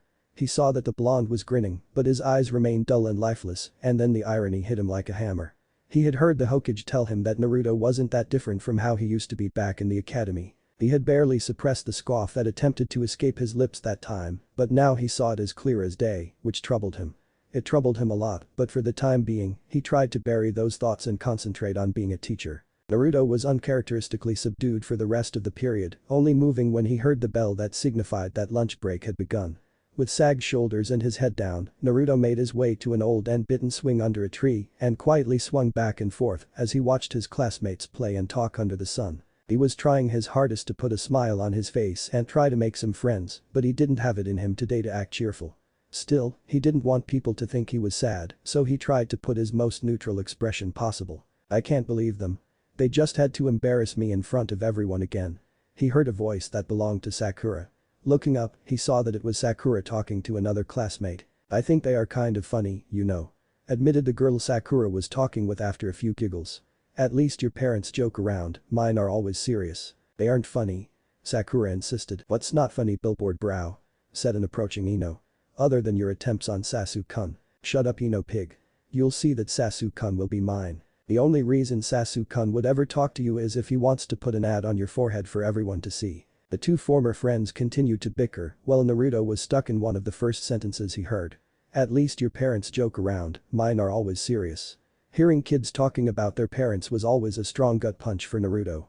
It was a slap in the face that reminded him how alone he was, and he had already gotten a good reminder earlier today with Iruka's activity. As his thoughts became more depressing, he looked toward the ground filled with dying leaves while his eyes became dull and lifeless. The phrase continued to repeat in his mind until his thoughts started to go to places he tried to avoid. What were my parents like? Were they serious or did they like to joke around? Naruto's thoughts continued to spiral into a depressive state the longer he thought about the topic. With Iruka, I need sake. Unfortunately, he couldn't follow through with his thoughts because he was currently working, surrounded by kids, and it was barely 10 a.m. So instead, he settled for a cup of coffee at the teacher's lounge. All the way to the teacher's lounge and back, the blonde never left his mind. When he returned to the classroom to prepare for the next class and saw out of the corner of his eyes that someone was sitting next to the window, he was snapped out of his thoughts. He fully turned to see who was there and saw that it was Hinata. He noticed that she was looking out of the window with a sad expression while holding a hand to her chest. He approached the window to see what was bothering the little girl. He followed her line of sight and his eyes landed on Naruto for what felt like the millionth time in the day. He saw the boy sitting alone on a swing below a tree as all the other kids played and talked under the sunlight. At face value, it looked like a blonde kid with a blank expression playing on the swing, but Hinata and Iruka saw the loneliness and pain hidden behind his eyes. The words the Sandame had said the last time he went to his office to complain about the blonde's behavior rang in his head. Naruto never had a father or a mother to care for him. He is singled out and doesn't know why most people won't even look at him. How would you feel if people turned their backs on you everywhere you went? That's why he gets in trouble so that people will notice him. It may be hard to see, but he is always thinking about the family he doesn't have. He is hurting inside. The bell rang again and both Hinata and Iruka jumped slightly. They both accidentally locked eyes causing Hinata to go crimson red. Hinata tried to say something but couldn't manage anything intelligible. Iruka decided to be merciful to the young Haika by giving her a small smile and going about his normal routine. Later that day, when all the students were long gone, Iruka kept thinking about his blonde student. He sat in the lounge for a couple of hours with a contemplative look, analyzing Naruto's behavior. The Hokage had been spot on. It wasn't long before he started analyzing his behavior towards the blonde through his 3 years of teaching him. He faintly recalled Naruto's first day at the academy since it was the first time he found himself so close to the Jinchuriki and his first day of teaching. He remembered that Naruto had been eager. Sure, he would get distracted occasionally, but he would ask questions. He never asks questions anymore. Mentally pointed out Iruka. Maybe because you never bothered to answer them. A second voice seemed to answer in his mind. That's when it hit him. I'm a shit teacher. Iruka, who prided himself in his teaching abilities, started feeling incredibly guilty. Sure, the blonde was a bundle of energy that would get distracted easily, but he wasn't the only kid like that. There were other students in his class just like that and he had made an effort to make them pay attention. He even got Kiba to pay attention most of the time. Aside from Naruto, only Shikamaru didn't pay the slightest bit of attention. He analyzed Shikamaru for a while, but quickly realized that the Nara was just extremely lazy. I don't even know if he is a bad student because I never bothered to be a teacher to him. Was the conclusion he reached about the blonde Uzumaki. Iruka sighed. He decided that he had done enough self-reflection for the day and started to go through the papers he had collected from today's early activity. Some people may call it snooping, he calls it getting to know your students better. He kept shuffling through the papers and drinking coffee, trying to keep his thoughts of Naruto. The reality that he had been a shit teacher was too depressing for him to think about it longer than he needed to. He kept looking at the names his students had written before his eyes landed on one with Naruto's name. He choked on his coffee and coughed for a whole minute before he regained his composure. His eyes went to the corner of the paper and saw that it was Hinata's paper. He had to rub his eyes to make sure his weren't playing tricks on him and went as far as trying to dispel a non-existent jinjutsu. After that, he chuckled. They would certainly make an interesting pair. Iruka decided that he had done enough research on his students and left the academy. He went home determined to be the teacher that Naruto needed. Chapter 5. I'm sorry. October 10. Naruto woke up with a gasp. That damn nightmare again. He screamed inside his head. For the last 4 days, Naruto had been having the same nightmare over and over again. It would start like the best dream ever. He would be walking to the academy with his parents and they would meet the other parents at the entrance. One moment he would see his parents talk to their old friends and the next, he found himself in the middle of the street, surrounded by those cold eyes full of hatred and contempt. The days leading up to his birthday were always the worst time of the year for Naruto. Nothing like what happened all those years ago in the graveyard had happened again, but the glares and whispering increased along with his loneliness as his birthday approached. He hadn't stepped anywhere near the cemetery ever since then. Still, he didn't feel threatened at any point. Quite the contrary, strangely, he felt safer around this time of year. He couldn't explain why, but he thought that if something occurred, Inu would help him just like he had done before. Maybe I should go look for my parents again. Though Naruto. He had the whole day free due to being Saturday, after all. He hadn't been able to stop thinking about his parents ever since Iruka's activity. He sat in his bed, holding his knees to his chest, waiting for it to be late enough. Once it was dark enough, he grabbed his most inconspicuous clothes, which meant orange shorts and a black hoodie with a red swirl on the back. After getting in his clothes, he rushed to the cemetery. He slowly started walking from grave to grave, searching for any signs of family. He was determined that today would be the day he would find out who his parents were.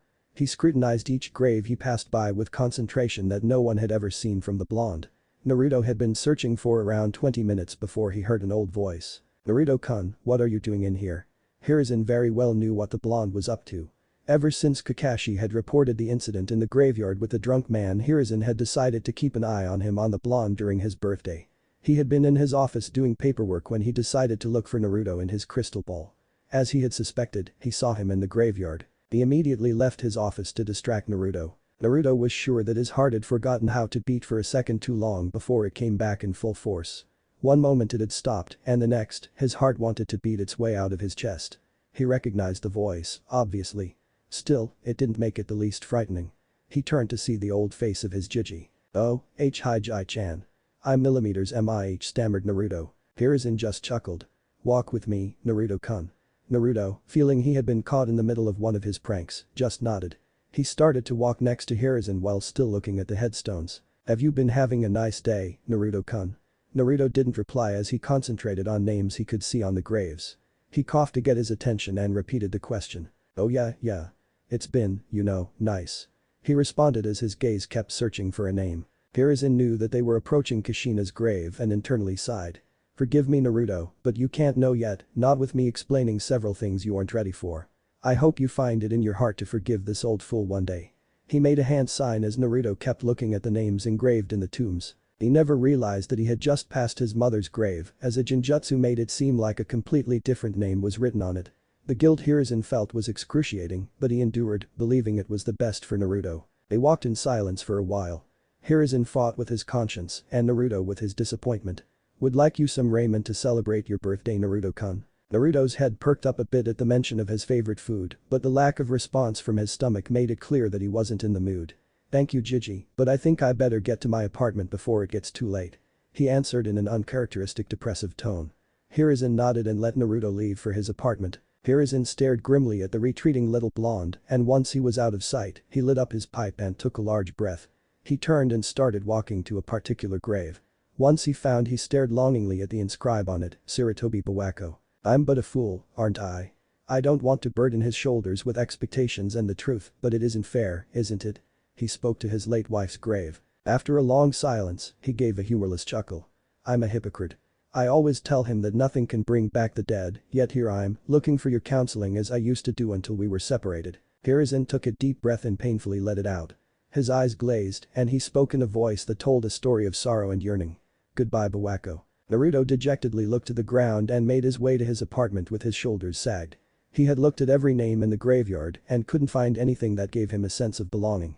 Wordlessly, Naruto got into bed and drifted off to sleep. Naruto was walking in the middle of the street looking around his surroundings as if searching for something. He felt lost and he didn't know why. He knew he was just a couple of blocks from Ichiraku's, but the feeling of not knowing where you were filled him.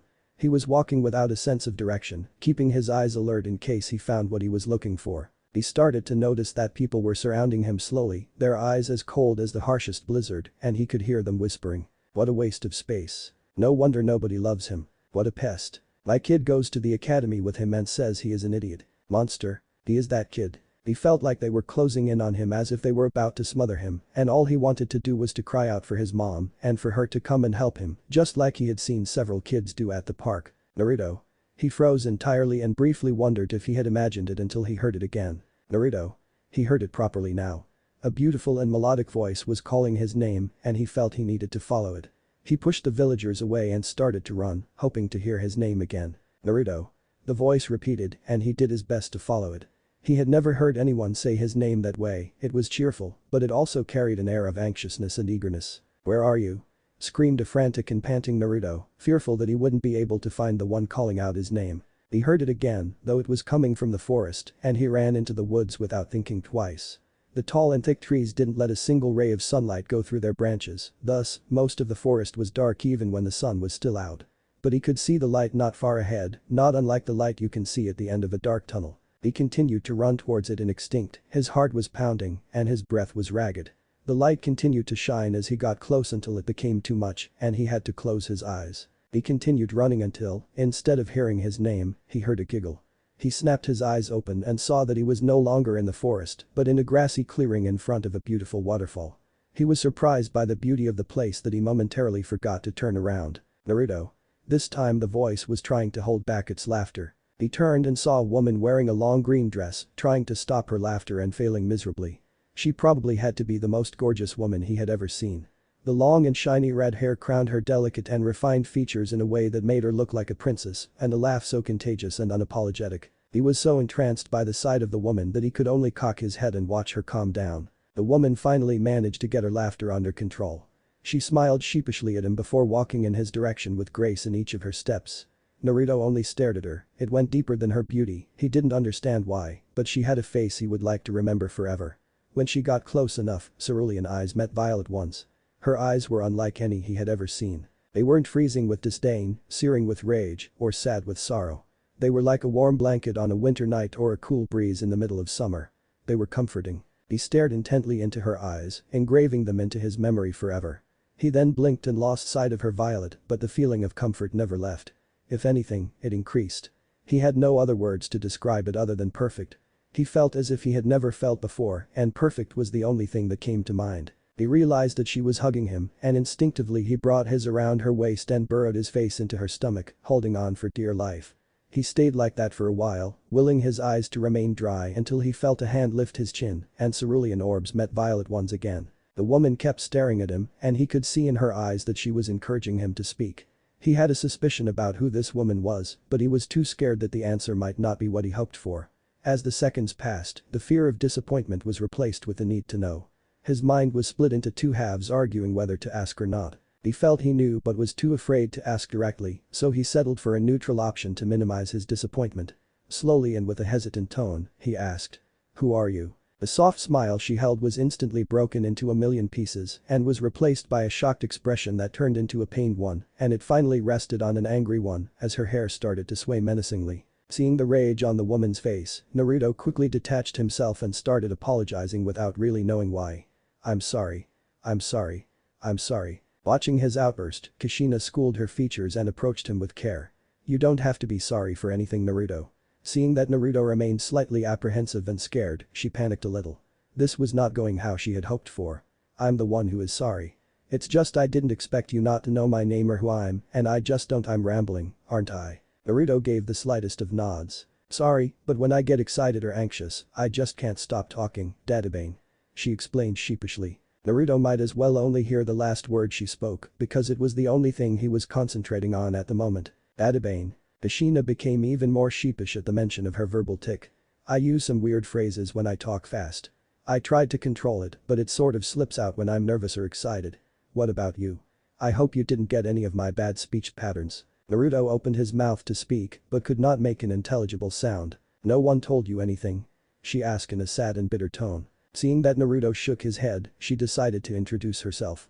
"I'm Uzumaki Kushina, and I'm your—" She never got to finish her introduction because she was tackled into a hug just before she could get the remaining words out.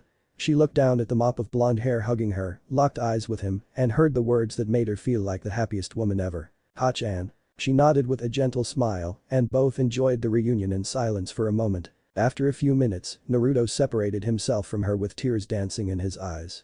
He was barely able to contain them. This is not a dream, right? Are you real? I really have a mom? This time Kushina managed to keep her anger in check. You always had a mom, and yes, I'm real Naruto. Naruto nodded, still willing his tears back into his body. You know it's okay to cry. But it never fixes or changes anything. She was surprised by the fire with which her son said that. True, but it's alright to cry when you are happy since it won't change what you are happy about. Naruto nodded, letting his tears fall. Kushina closed in and kissed her son on the forehead as she patted his shoulder. Naruto was startled by the demonstration of affection and blushed a little, but nonetheless, he liked it. I have wanted to meet you for so long, Dadabeo. He said as he again wiped tears from his eyes. Kushina beamed at the verbal tick, secretly glad he wasn't also a copy of Minato personality-wise. You definitely are my child. There are so many things I always wanted to ask you. Said Naruto excitedly as he quickly wiped the few remaining tears from his eyes. Kushina's happy smile never left her face. Sure, you can ask me anything you want, but first I have to ask you some questions, okay? For each question you answer, you can ask me one. She said in an innocent tone that masked her anger at why Naruto didn't know her. Come, let's sit down. Naruto's excitement went through the roof at what seemed to be a game with his mom, and he sat on the grass beside her. Okay, Naruto. First question, how is Jiraiya treating you? Naruto's excited face changed to one of confusion as he repeated the name. Jiraiya. I don't know who that is. Kushina became pale for a second before she started to gain red color to her complexion, not unlike her hair, while doing her best not to scare Naruto. He is tall and has long white hair. He is supposed to be your godfather. I have a godfather. Kushina had to take a few deep breaths before continuing to speak. Yes, he was to take care of you if anything happened to Minato and me. Minato? Who is that? Kushina's anger was put on hold as a new smile formed on her face. She figured that if she didn't know her, he also didn't know about Minato. He is your father. You got your handsome looks from him, you know. Your hair and face are practically a carbon copy of him. You are a chibified version of him with shorter hair. She said while giggling. Naruto blushed at the compliment. Did Two-chan also have this? Naruto pointed at the whisker-like birthmarks he had on each cheek. Kushina chuckled and was about to explain before she grimaced. Does he even know about the Kyuubi? She wondered briefly, but seeing that Naruto's question meant that most likely he didn't know anything about it. If he doesn't know, I have to tell him.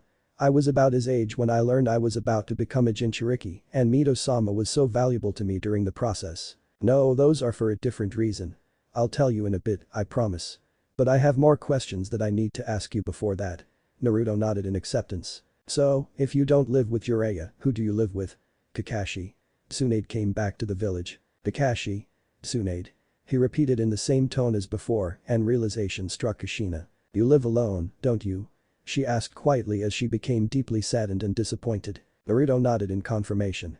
Since I can remember, Hokage-chan sometimes stops by to give me money, take me to the Chirakus, or sometimes just to talk. Explained Naruto with the slightest change in his cheerful tone. Hokage? Are you referring here as in Sarutobi? Yeah, the old man is one of the few that are kind to me. He is really busy most of the time, but he sometimes invites me to. Naruto stopped abruptly as his brows furrowed. What do you mean he is one of the few people that are kind to you? As soon as she asked, she dreaded the response she was going to get. She could feel Naruto retracting into a shell and a lump forming in her throat as she mentally prayed to every god she knew. She closed her eyes, waiting for Naruto's answer. The seconds felt like years as she hoped for her son to be able to live the normal life of an orphan at least. Suddenly Naruto's demeanor did a 180 and he became cheerful, too cheerful. It's nothing, Ka-chan. He said with a huge grin. I just play a ton of pranks in the village, most people don't appreciate how funny they are thought. Kushina gained a soft smile on her face. He may look like Minato, but his personality is more like mine. She mentally celebrated before opening her eyes and turning her head to Naruto, but as soon as she locked eyes with him, she knew something was wrong. How did she know? She honestly couldn't tell, but she could feel Naruto wasn't being honest, at least not entirely. She lost her smile and stared at Naruto. Naruto. I don't appreciate being lied to. I'm your mother and you shouldn't lie to me. She scolded him. Naruto was startled by the scolding, he was used to people scolding him, but this was different. Instead of getting mad or brushing it off, he felt a deep shame, and it hurt. It hurt a lot. He could only stare at the ground as his shoulders sagged. I'm sorry. He mumbled before going deathly quiet. Kushina kept her severe gaze for a few seconds before dropping it and sighing. Naruto, I don't want to make you sad or be angry at you. I scolded you because I love you. Naruto's head turned in the blink of an eye to look at his mother. You love me? His tone almost disbelieving. Kushina was surprised by the question. Of course, I love you. I have loved you ever since I learned that you were going to be born. I have never loved anyone more than I love you, Naruto. She explained as if it was the most obvious thing in the world, but with a bit hurt in her voice at the question. Naruto smiled at the words.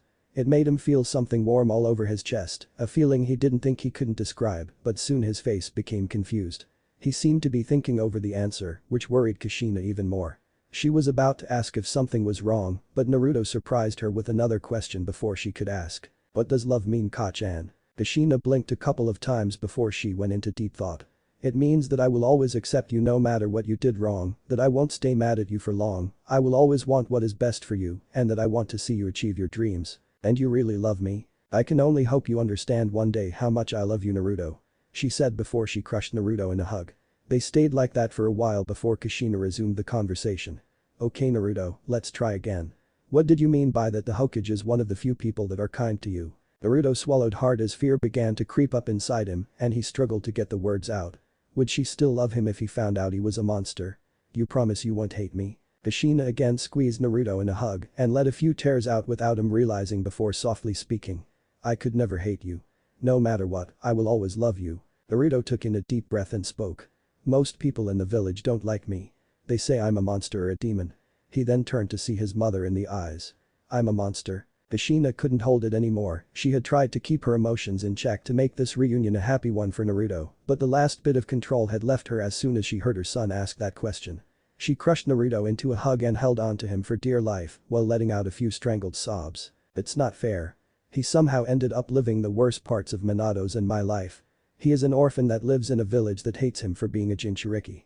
She cried out in her mind. Naruto was confused and a little scarred by her mom's reaction. Was he really a monster? Ha-chan. Kushina gripped him harder before letting go and wiping her tears off. She placed a hand on Naruto's cheek and tried putting as much of her feelings as possible in her words. Naruto, I want you to listen to me very clearly. You are not a monster and never will be one. I want you to understand that, okay? She pleaded. Naruto gave her a small nod in response and asked. Why do people say the Ka-chan? Kushina pondered how to break the news about Naruto's status as Jinchuriki for a while, and after a moment she got an idea. Naruto, do you know anything about the Kyuubi? Naruto thought hard for a while and remembered. It was a beast that attacked the village 9 years ago. I think the Yondaime died killing it to protect the village. Kushina took in a deep breath. That is not exactly what happened. She said in a heartbroken tone as she began reliving her final moments. Naruto tilted his head and raised an eyebrow. Then what happened? I will tell you, but you got to promise me you won't interrupt me, okay? She got a little nod in response. Good, well, do you know anything about Kenjutsu? She asked. Kenjutsu? Never heard of it. He answered as he scratched the back of his head. Kushina nearly had a heart attack when she heard that. Kenjutsu is the art of sealing things into other things. Such as sealing a kunai into a scroll. Our clan was known and feared for our knowledge of Kenjutsu. Clan? What clan? Kushina had to grip the grass hard to keep her anger in check. We had a clan, the Uzumaki clan. I assume you haven't heard anything in the academy.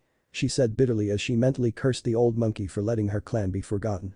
She received a confused stare and a shake of his head. I'm sure I would remember Ka-chan, but I never knew we had a clan. He answered honestly. Letting out a sigh, Kushina spoke. I tell you everything about our clan later, but getting back on topic, do you know what are the Bijk? The blank stare from her son was all she needed to elaborate. In this world, there are 9 massive masses of chakra known as the Biju, and the Kyuubi is one of them. You understand that? He nodded in response. Well, the Bijk are extremely powerful, and they have caused incredible amounts of destruction throughout history, causing people to refer to them as demons and monsters. The Bijk are often sealed into other people to gain that power or be protected from it. The people who have a Bijk sealed inside them are known as Jinchuriki. They are not the beast. They contain merely that, their container. Naruto's eyes went wide as saucers as a bad feeling and questions filled his mind, but he kept quiet for the moment. I was one of those people. Naruto instantly made to interrupt, but Kushina held a hand up, telling him to let her continue. I was chosen to imprison the Kyuubi. I'm not originally from Konoha. I was brought here from my home village Uzushiogakure due to my special chakra. I held the Kyuubi for several years in secret. Only a few people knew my status as a Jinchuriki in the village, and I was able to grow up without much trouble. So, I'm a Jinchuriki. Just like you? Asked Naruto, a little nervous. Kushina gave a sad smile. The day you were born, Kushina was thinking about how to explain everything that happened without letting out the more morbid details or the role the masked man played. She didn't want Naruto to learn there was someone to blame for what happened that night, at least not right now. The day you were born, my seal weakened and the Kyuubi was able to get out, causing great destruction in the village. To prevent his destruction, your father decided to sacrifice himself to seal it in you to prevent more destruction. Naruto visibly gulped at the explanation but remained quiet. The life of a Jinchuriki is never easy, Naruto, and I'm so sorry that you have to experience it just like I did. Why did Two-chan do that to me? Kushina let out a huge sigh. Naruto, first of all, I want you to understand that your father loved you as much as I do. It was a difficult decision for him, but he was responsible for the villagers' lives and the village's future. Why? The responsibility of the villagers' lives and the village's future. Kushina nodded. It was what he swore to do once he took that forsaken hat. Hat? What hat? Now Naruto was extremely confused. Kushina blinked a couple of times and then realization dawned on her. Your father was Namikaze Minato. Naruto furrowed his brow in deep thought. The name did ring a bell, but he couldn't quite remember. As Naruto continued to struggle, Kushina let out a small smile at how Naruto's brow furrowed similarly to her husband when he was deep in thought. My father is the Yondaime Hokage. He asked more to himself and then his eyes widened in realization. My father is the Yondaime Hokage. He then turned to his mother with a question evident in his eyes. Kushina nodded in confirmation. My father is the Yondaime. My father is the Yondaime. My father is the Yondaime. Naruto started to move around excitedly as he screamed, which made Kushina feel a twinge of jealousy, but she continued to smile. I'm going to be Hokage like Two-chan Tabeo. Now Kushina's smile did falter ever so slightly. Okay, calm down. You understand why he did, right? A Hokage has to sacrifice himself for the village, and what he did was the most difficult sacrifice he ever had to make. Your father was also a very noble and honorable man, and he wouldn't let anyone else make that sacrifice if he wasn't willing to do it himself, but he had a third important reason. The most important one actually. Naruto calmed down and prepared to continue listening attentively. Your father sealed the Kyuubi in you because he believed you could one day control its power. Two-chan believed in me. He suddenly became a little reserved, he didn't know why, but he didn't feel the necessity of pretending to be cheerful right now. He believed in you blindly. Do you believe in me? Kushina nodded. I didn't want you to become a Jinchuriki, not because I didn't think you wouldn't be able to handle it, but because I didn't want to place such a heavy burden on you, but I don't have any doubt you will be able to handle it even better than I did. She said with a sweet smile. The words had the exact opposite effect she would have expected. Instead of looking happy, he seemed rather gloomy as he looked down at the ground. What's wrong, Naruto? Are you sure I can? I mean, I'm not good in the academy. I can't even do a proper bunshin. Clone, I'm bad with the henge. Transformation, or throw a kunai straight, and there are a lot of things I don't understand or know. He continued looking at the ground when he felt a hand tilt his head to the side and locked eyes with his mother. Remember that everyone has weaknesses and strengths. I also used to struggle in the academy, and believe it or not, I also had problems making a standard bunshin. Uzumakis have huge chakra reserves that are hard for us to control at first. If you train your chakra control, you should be able to perform the bunshin without a problem. She said in encouragement, which seemed to work but not all the way, so she continued. Don't get depressed if you can do something on your first try, and if you need help or don't understand, just ask your teachers in the academy. Naruto broke eye contact as he heard the last part. What is the problem, Naruto? You shouldn't be afraid of asking questions. It's part of learning and growing up. It's just that when I used to ask questions because I didn't understand something, Iruka-sensei would always ignore me. He doesn't pay me any attention unless it is to scold me for one of my pranks. He tries not to look at me, but when he does, I can see him glaring at me just how the villagers look at me. Kushina pursed his lips at the statements and was inwardly fuming. She thought for a second until he came up with a solution. Why don't you ask your friends for help? Instead of seeing his eyes light up at the suggestion, she had to observe how they filled with even more sadness. Naruto let out a mumble that she couldn't understand. Sorry, Naruto, I couldn't hear you, can you repeat it, please? I don't have any friends. He let out a little louder than he intended. A heavy silence fell, and after a while, Kushina asked. Do they look at you like the villagers? Kushina's right hand was balled into a fist and she felt a huge need to hurt someone. Some of them do, but it's different. They just say that I'm a loser or annoying. I've heard some kids say that their parents told them to stay away from me. He answered dejectedly. Kushina had to swallow the lump in her throat. Is there anyone in the village that is kind to you? Naruto nodded. Tuchiok-chan and Amd-chan always welcome me to their restaurant and Hokage-chan, and there is also who? Well, there is Inu. Inu? He felt that she knew that code name. Wait, wasn't Kakashi's code name Inu? She asked herself. He is an Anbu guy that has been kind to me. He once saved me from a guy in the cemetery. He recalled a little more upbeat. Saved you from a man in the cemetery? Kushina repeated slowly. One time, I went to the forest, got lost on my way back and ended up in the cemetery. I saw a man crying near a tomb and I got close to ask him if he was okay. He said that I took the woman he loved away from him. He tried to attack me and I twisted my ankle, but Inu appeared to save me and then he carried me home. Naruto had started the story rather excitedly, but his voice became slower with each word. He now understood why that man had said what he said. Don't even think it's your fault for a second. She said as if she could read his mind, which made Naruto go wide-eyed. How did you know? Because I'm your mother. She replied with a proud smile. Listen Naruto, you may not believe what I'm about to tell you, but it is the truth. The truth is that you are a hero and have been ever since you were born. I'm a hero? He asked with clear disbelief in his tone. Kushina nodded. You are a hero for holding the Kyuubi at bay. Each day the sun rises and sets, it's another day when you save the village, so don't think that what happened was your fault in any way. Understood. Naruto nodded and fell silent as he digested all the information he had already been told. After a while of leaving his son to his own thoughts, Kushina spoke.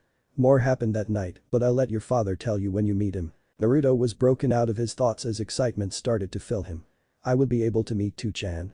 He asked as he completely ignored the first part of the sentence. Yes, he sealed a little part of his chakra into the seal so he could meet you, but it works differently from mine, so I'm not sure when you would be able to meet him. Naruto nodded excitedly as he couldn't wait to talk to his dad. Well, now that I finished with every major thing, how about we get to know each other more? Yeah. Kushina brought a hand to her chin as he started to think about what to ask her son. Let's see, oh, I know. What is your favorite food? Oh, that's easy. Miso ramen with extra pork for Michiraku's. Is the best Adebayo. Yep, he definitely is my son. She thought as she laughed. Mine is salt ramen. It seems that you got more than your speech from me. She said playfully. But aside from ramen, what is your favorite food? I guess mine would be red bean soup, and you? Naruto went into deep thought for a moment before coming up with an answer. I'm not really sure. I mostly eat ramen, if it's not from Michiraku's, I buy instant ramen. It's not as good, but it still is ramen. He replied happily.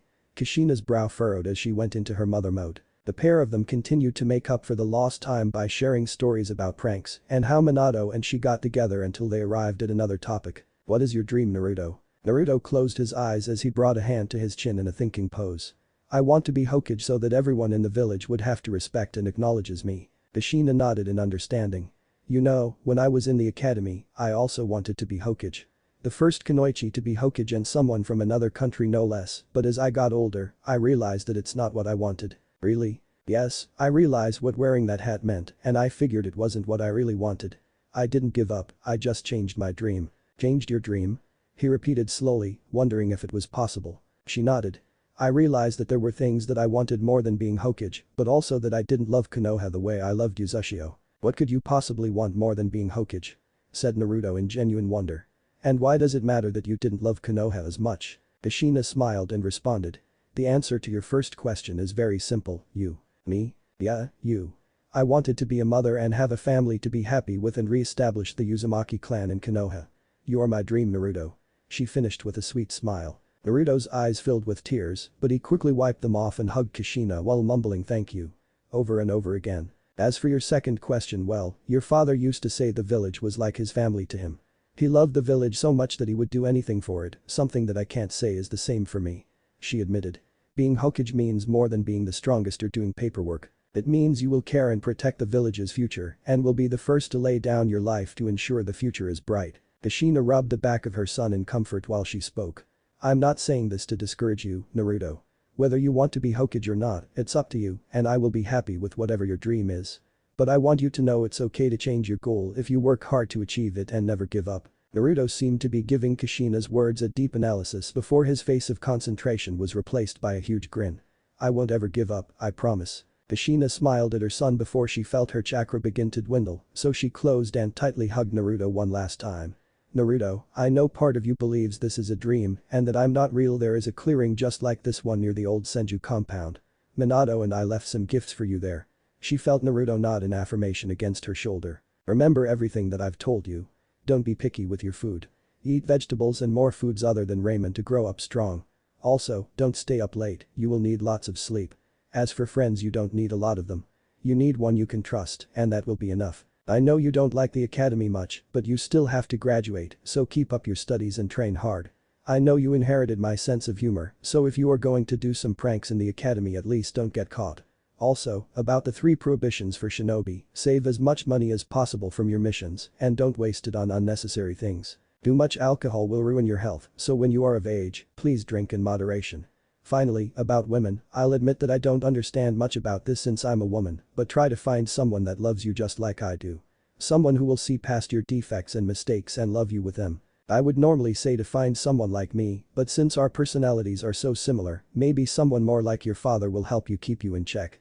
I want you to always be the perfect gentleman with whatever girl you end up with, just like your father was with me. She continued with tears flowing down her face and in a broken voice. I'm so sorry, my little Naruto. I'm sorry for placing such a heavy burden on your shoulders by making you a Jinchuriki. I'm sorry for being able to live by your side. I'm sorry for not being able to show you each day how much I love you, and I'm sorry you don't have to apologize for anything, Ka-chan. I understand why you did what you did and I don't hold it against you or Tu-chan, and now that I know that you love me, I will never forget the feeling. I'm glad that I'm the son of 2 awesome people. He said as he tightened his grip on his mother. I love you, Ka-chan. Kushina let out a few sobs, not wanting to let go of her little maelstrom, but feeling that her time was ending, she separated herself enough to kiss his forehead and look at his face to make sure she memorized each part of it.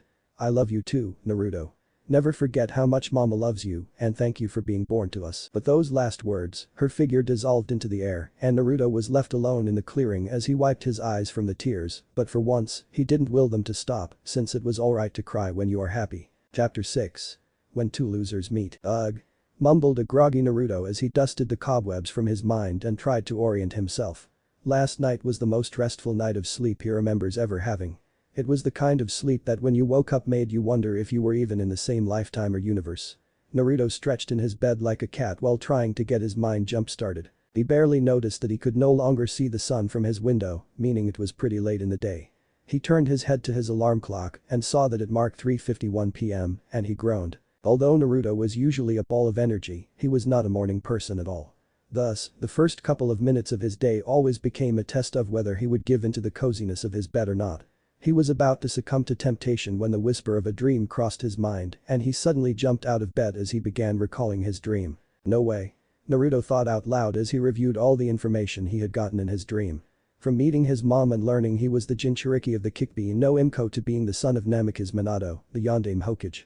Naruto sat silently and unmoving in his bed, reviewing everything from his dream at the same time. A few tears escaped his eyes when he remembered the happiest moments. As he remembered everything that had happened in his dream, a little doubt mixed with fear began to creep up inside him. Could it possibly be that what he was remembering was just a dream? A fantasy created by the brain of an orphan child who cried out for knowledge about his parents on the day of his 11th birthday. Naruto's heart started to accelerate and he could feel it thumping in his chest as panic set in, but like an oasis in the middle of the desert, he remembered something. Naruto, I know part of you believes this is a dream and that I'm not real. There is a clearing just like this one near the old Senju compound. Minato and I left some gifts for you there. He could perfectly remember a lovely face with beautiful red hair and a melodic voice saying that to him. In a flash of yellow hair, Naruto started to put on some clothes to go and search for this clearing. Thank Kami it's Sunday and I don't have to go the academy today. He thought excitedly as he zipped up his orange jacket and adjusted his green goggles. As he made his way to the door, he was surprised when he heard multiple knocking sounds coming from it. He silently walked closer to look through his door's spyhole. The jump scare that followed was rather comical and was due to that through the spyhole, a single huge brown eye that took most of his field of vision stared back at him. That single brown eye belonged to one Yumi no Iruka. What? Iruka-sensei, what's Iruka-sensei doing here? As Naruto mentally wondered why was his academy teacher coming to his apartment on Sunday and not looking too happy, another knock on his door broke him out of his thoughts. Naruto, I know you are there. I heard you. Open up, please, I need to talk to you. Iruka's slightly irritated voice sounded. Having been heard, Naruto resigned himself to open the door. Hi Iruka-sensei, is there something I can help with? Naruto then saw that his teacher was holding several books and scrolls in his arms and got a bad feeling about it. I was about to head out, so can you make it quick? Said a rather sheepish Naruto. Iruka's eyes started to twitch violently and he had to take a deep breath before speaking. Naruto, why didn't you come to the academy today? What do you mean? Why would I go to the academy today? He asked in confusion. Iruka couldn't hold it anymore. He had spent almost every second since last Friday thinking of the best to teach Naruto and make sure that if the blonde didn't learn, at least it wasn't because he didn't try it as all. He had been so motivated to teach the blonde, but come Monday, lo and behold, said blonde was a no-show. Previously Iruka wouldn't have given a shit if Naruto didn't show up. Hell, he would have actually enjoyed the unexpected but warranted break from teaching or attempting to teach the blonde Jinchuriki. But what happens now that he is finally ready to turn the page and be the best goddamn teacher the academy has seen? The blonde mess goes missing. If he could count on the blonde for something besides pranks, it was that Naruto always showed up to the academy, be it 5 minutes or 2 hours. It didn't matter. He would always be there to be his usual loud self. Having lost all his patience, Iruka's head grew inexplicably to gigantic proportions. You were supposed to attend the academy today because it's Monday. Naruto's confusion only grew at the statement. Huh, what are you talking about, Iruka-sensei? It's Sunday. Yesterday was Saturday. I remember because it was my birthday and I just woke up, which means it's Sunday. Under normal circumstances, Naruto's logic would have been kunai-proof but not today. You see, the revelations that had been made to him had caused him to be emotionally exhausted, hence why he slept for a day and a half. If it is Sunday, why all the other students were at the academy today? They were all on time and ready to learn. That was a lie, at least a partial lie. Every student besides a certain Nara had been ready. Naruto didn't respond to his sensei's statement, he just stared and gaped at him. Iruka, for his part, just sighed. Look Naruto, can I come in? There is something important that I want to talk to you about. Naruto seemed to think about it for a few seconds before nodding, letting Iruka into his apartment and leading him to the kitchen.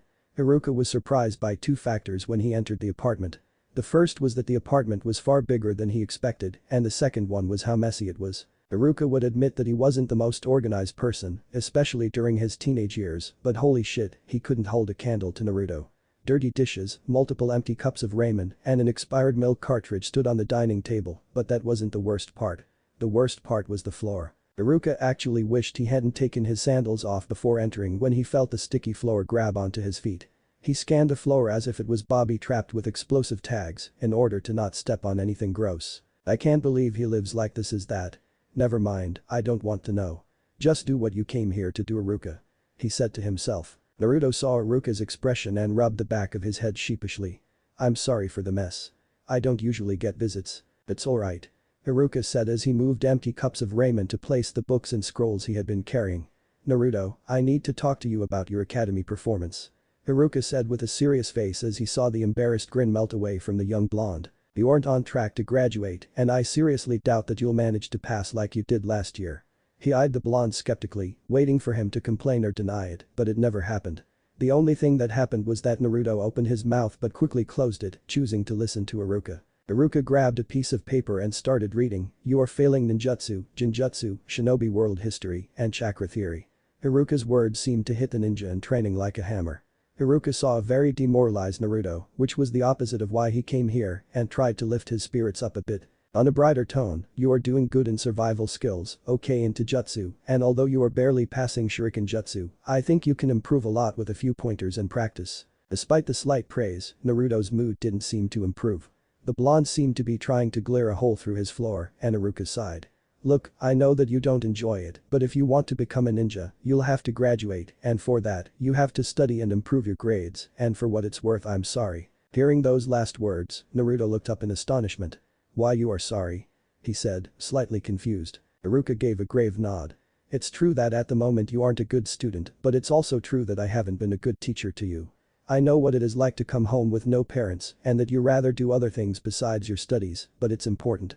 I'm partially to blame for your academic performance, but starting tomorrow, that will change. I will answer every question or doubt you have and try to explain it to you as best as I can. Naruto remained quiet as he scrutinized Iruka with his cerulean eyes. Do you believe I can graduate? He asked in a low tone. Iruka lifted an eyebrow at the blonde's behavior and reaction. It certainly wasn't the usual loud and confident blonde he was used to seeing in the academy. You know, I used to be a lot like you when I was your age. I used to play a lot of pranks and ignored my studies. I did worse in the academy than you are doing now. Still, eventually, someone made me become serious about being a ninja, and I graduated. So if I could, I believe you can. Naruto met Iruka's gaze, and feeling that his teacher was being honest, he nodded wordlessly. I promise that I will be a better student from now on, and that I will graduate to Bayo. Iruka was used to hearing the blonde make outlandish claims like how the blonde was going to become Hokage one day, but hearing his voice now, it seemed fueled with pure resolve, which made Iruka nod in approval. Here is everything you have to catch up with. Iruka signaled to the pile of books and scrolls on the table. You will need to study everything in there in order to pass this year," he said as he stood up to leave. To Naruto's credit, his face only faltered a bit at seeing how much he would have to study. Iruka opened the door to leave when suddenly Naruto spoke. "I'm sorry too for being a difficult student and thank you for believing in me." Iruka turned around and with a soft smile, he said. "No problem." After seeing the door close, Naruto returned to his kitchen, saw the book pile, and sighed before compassing himself. "I'll get to you later, but right now, I have something to do, Dadabeo," he screamed while pointing at the books. It had taken him little time to find where the Senju compound was, and now, he was going around the forest searching for the clearing he had met his mother in.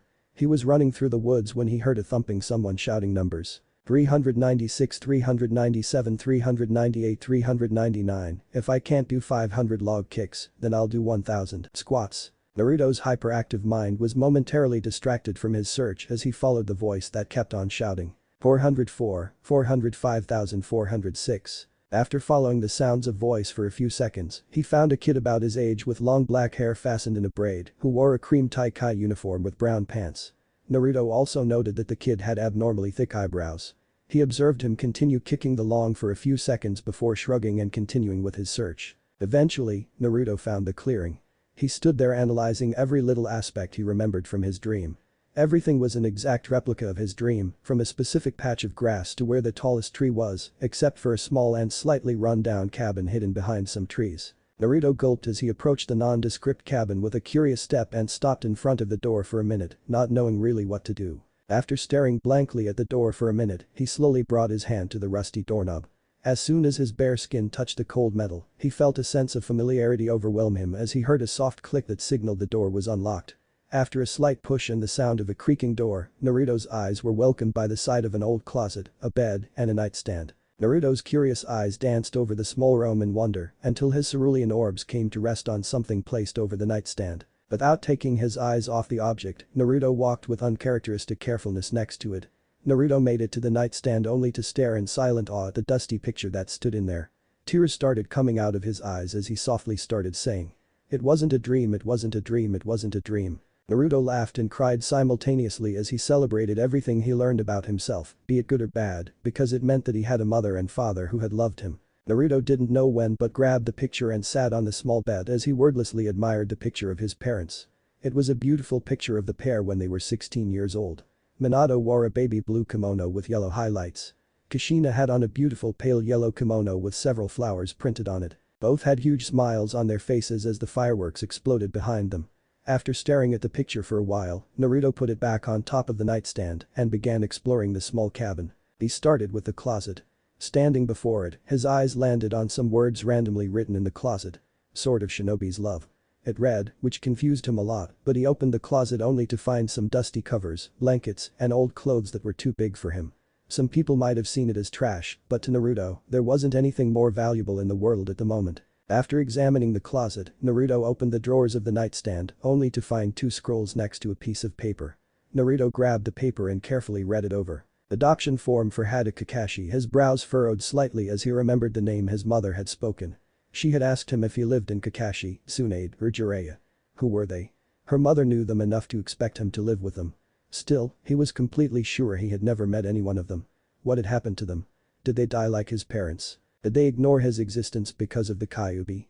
Did they even know that his mother was also a Jinchuriki? Naruto's thoughts had become rather dark rather quickly and he had to snap himself out of his spiraling train of thought. Concentrating on other objects in the drawer, Naruto pulled both scrolls out and examined them before opening the yellow scroll he held onto in his right hand. He opened it only to find the kanji for family, taijutsu, ninjutsu, notes, and kenjutsu. Naruto, without thinking, put his hand on the kanji for family and subconsciously let out a small pulse of chakra. An envelope materialized out the scroll. Kenjutsu, he said automatically as he stared in awe at the scroll and envelope. Naruto opened the envelope only to find a letter from his father to him. "Dear Naruto, it's me. Your old man. Yep, I'm your father, Namikaze Minato, Yondaime Hokage of Konohagakure no Sato. I'm pretty awesome, huh?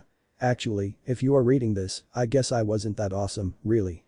Naruto, I don't know what events led you to read this letter from me, but I just want you to know I'm sorry. There is nothing I would have liked more than to be there with you and watch you grow up with Kushina and be a family together. I want you to know that although you haven't been born yet, you are already the best thing to ever happen to me. I wish I could have seen you grow into the great man and shinobi I know you will be. I love you, Naruto, and although I may have never told it to you in person or even met you yet, it doesn't make it any less true. Take care, my son, and know I'm proud of you. With love, Namikaze Minato. Naruto let some few fall on the letter as he read it. Thank you, 2chan half-sobbed Naruto as he brought the letter close to his chest. For the most part, Naruto still had to digest that his father was the greatest hero the village had ever seen. On top of that, he was holding what could possibly be the most valuable scroll in the whole ninja world. He just couldn't believe it, but when he turned his head to see the picture of his parents together, it just had to be true.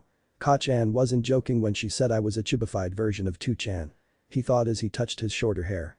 He folded the letter back into the envelope with great care as he shifted his eyes to the rest of the scroll. Normally he would have dived right into the ninjutsu part, trying to find some kick-ass jutsu to show the people how cool he was, but after reading his father's words, he wanted to approach this with precaution. Naruto then turned his eyes to the red scroll he assumed was placed there by his mother and opened it.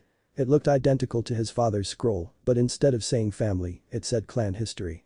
Naruto repeated the same process as he did with Minato's scroll, and another envelope appeared from the larger scroll. Naruto quickly opened the new envelope and found another letter and a deep red covered book with a swirl in the center. My baby Naruto, I really hope that you never get to read this letter, but if you are, I'm sorry for not being there with you. You are the most precious thing to have ever happened to me, and I'm glad that you are at least safe. I'm not really good with letters, but I want you to know that I love you so much that it hurts to write this letter. Don't you ever forget or question how much I love you. And because I love you so much, I made you this gift. In this scroll, you will find everything there is to know about our clan, from the traditions and values we had to the powerful techniques that once made our clan feared throughout the elemental nations. Since, sadly, I'm no longer there, you are the one that needs to carry the Uzumaki name. I have complete confidence that you will make me and the clan proud of the Uzumaki you will become. Good luck Naruto and never ever give up. With the eternal love of a mother, Uzumaki Kushina. Naruto's tears flowed without restraint at this point, but he smiled nonetheless. Several questions formed at the back of his young mind, like why did the Hokage didn't tell him about his parents or the Kyuubi. The Hokage had known his parents, it was impossible for him not to know, and the whole village seemed to know about the Kyuubi. His mother had told her about how Kumo had attempted to kidnap her because of who she was and how his father saved him. Would they try to kidnap him just like they did with her? With all those questions, Naruto decided to store them at the back of his mind like he often did with the most depressing matters of his life. Having buried the more morbid and depressing thoughts, Naruto concentrated on the book that had appeared along with his mother's letter. Grabbing the old deep red covered, Naruto read the title out loud. The Uzumaki clan.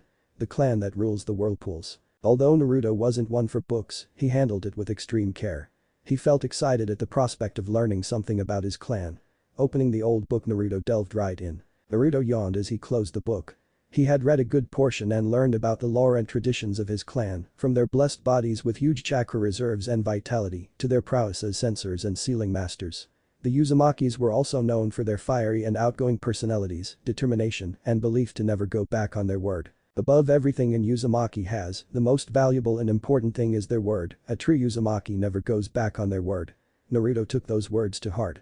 Naruto wanted to keep reading about his clan, but remembered he had made a promise today. He had promised to be a better student to Iruka, and according to his mother, he also needed proper amounts of sleep, so he decided to leave things for now and go to his apartment now. He exited the small cabin observing that the sun had already set and the moon floated in the starry sky of Konoha. Trying to remember the path he took on his way here, Naruto started walking around the dark forest. He continued to walk until he heard the shouting and thumping he had heard earlier that day. Getting curious again, Naruto followed the noise only to see the same kid from earlier still practicing.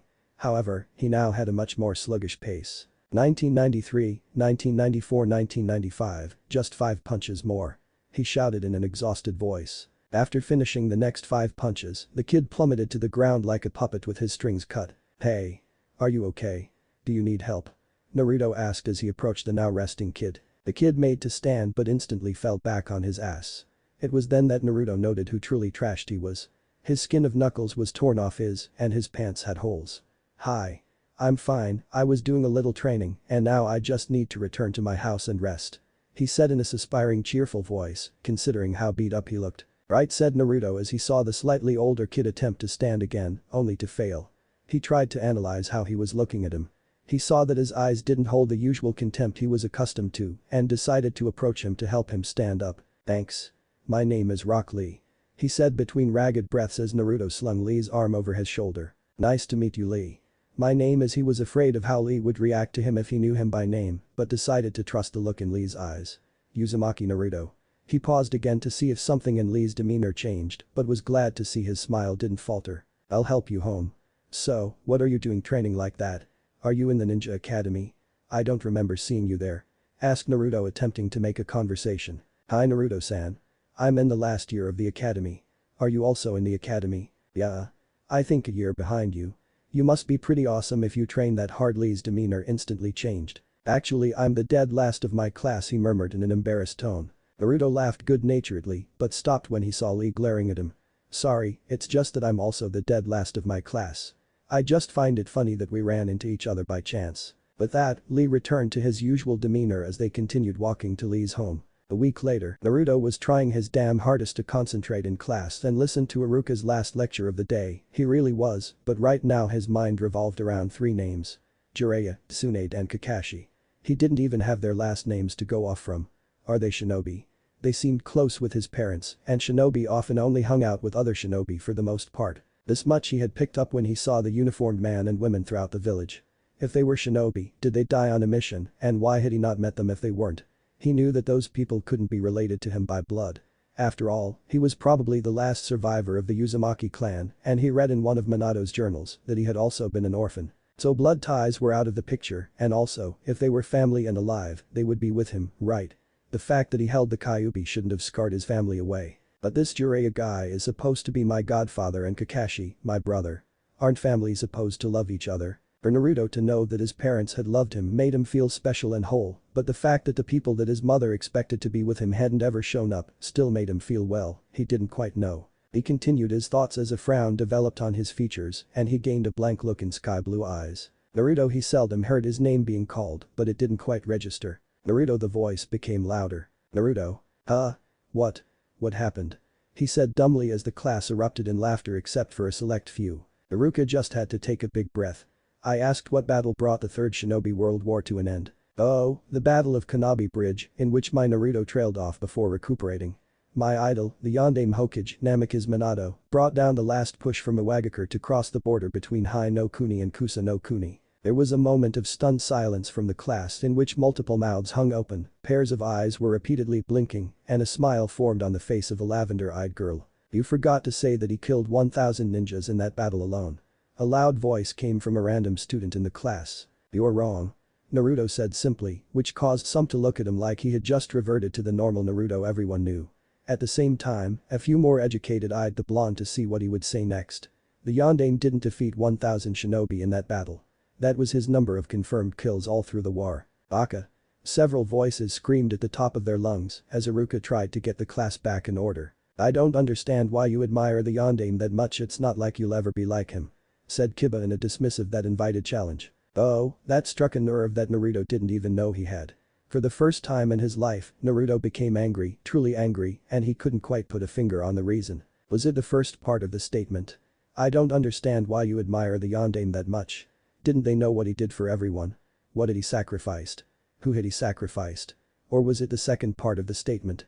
It's not like you'll ever be like him. Shut the fuck up.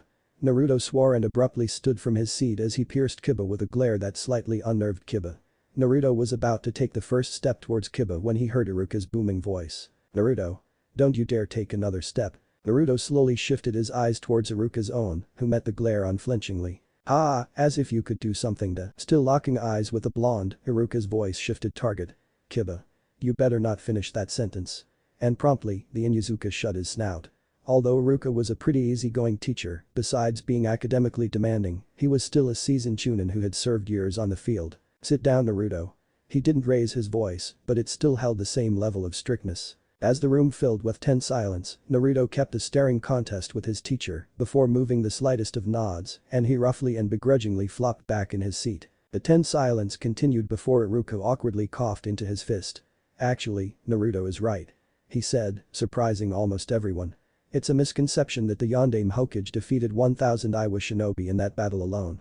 Although there is no official record of how many shinobi fell to Yondaime-sama, it's a pretty safe assumption that the number is around that number. The most uneducated students, which was the vast majority, remained speechless. Iruka didn't know how to continue after what just transpired. Luckily, he didn't have to because the bell rang at that moment, signaling the end of classes for the day. With a scowl, Naruto packed his things and was about to head out to train with Lee. He had bonded a little with him since Naruto always saw him training on his way to the clearing, where he would read about his clan and his father's notes. He had been so immersed in both Minato's journals and all the scrolls and books regarding the history of his clan that he hadn't touched anything else at the moment. He would go straight there after leaving the academy and read them for hours. Who would have thought it? Uzumaki Naruto was reading books and actually enjoying it. After that, he would practice a little on what Iruka needed to improve to pass this year. Ninjutsu, Jinjutsu, Konoha history, and chakra theory.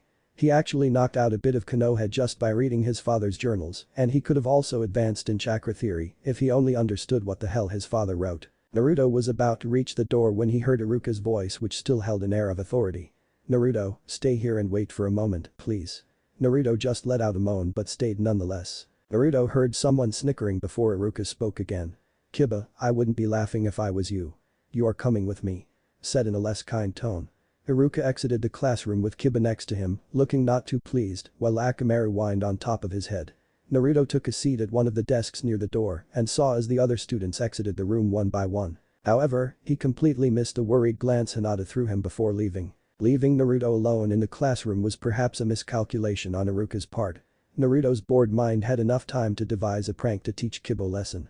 Speaking of pranks, Iruka was just coming back from chewing the shit out of Kiba for the insensitive comment he had made about the yondaime. Iruka wouldn't call the man his idol like Naruto, but everyone who had seen the beast and lived to tell the tale was eternally grateful to yondaime. There wouldn't be any disrespect towards the man on his watch. Iruka opened the door and thought he caught Naruto sitting abruptly, but shrugged it off. He approached the blonde with a neutral expression on his face. "Naruto, you shouldn't be picking fights with your classmates." "But Iruka-sensei," he sighed. Iruka lifted a hand, cutting off Naruto. "I know what he said, and believe me, Kiba won't be doing it again, but you shouldn't lose your temper the way you did." Naruto muttered an apology that he totally didn't mean, and Iruka sighed and decided to change the topic. "Where did you learn that expression?" "What expression? Could you say so I know what you are talking about?" he said with a grin. The edges of Iruka's mouth threatened to form the begging of a smile. "Don't play with me, Naruto. You shouldn't be using that sort of language in my class. Well, you should be using it anywhere really. You also need to concentrate in class, Naruto. You did a good job, but you should concentrate more. If you space out, you will miss what I'm teaching, but you have been improving, Naruto." Naruto smiled sheepishly and rubbed the back of his head. "I know I'm awesome. You still have a lot to catch up, Naruto, but good job, just try to keep it up." "I will. I promise," and Uzumaki Naruto never goes back on his word. Iruka let a small smile appear on his face. "Okay, Naruto, but I have some homework for you." Naruto groaned and Iruka channeled his teacher persona. "Now Naruto, this will help you concentrate a little more and help with your ninjutsu also." "Huh?"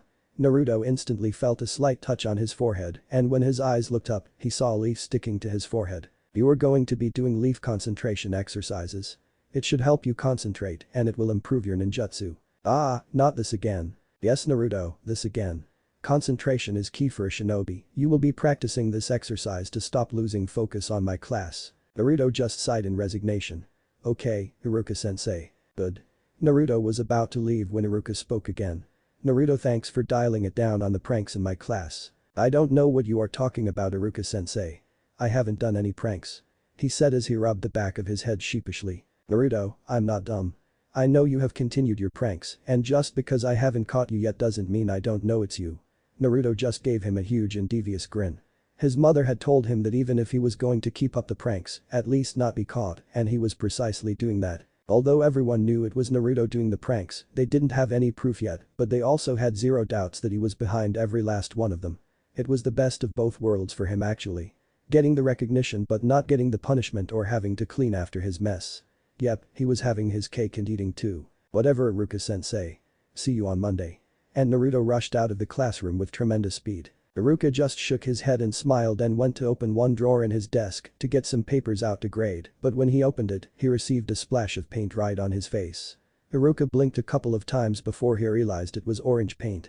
"Naruto." Iruka had grumbled and complained about the paint and having to remove it, but that prankster side of him, that one that had been his loyal companion throughout his years as an academy student, inwardly smiled at the prank. What if Naruto has Minato knowledge naruhina? Thanks for watching my video till the end. If you enjoy this content, then do consider subscribing to my channel and leave a like if you guys need the next part, comment down, and thanks for watching the video and see you guys in the next video.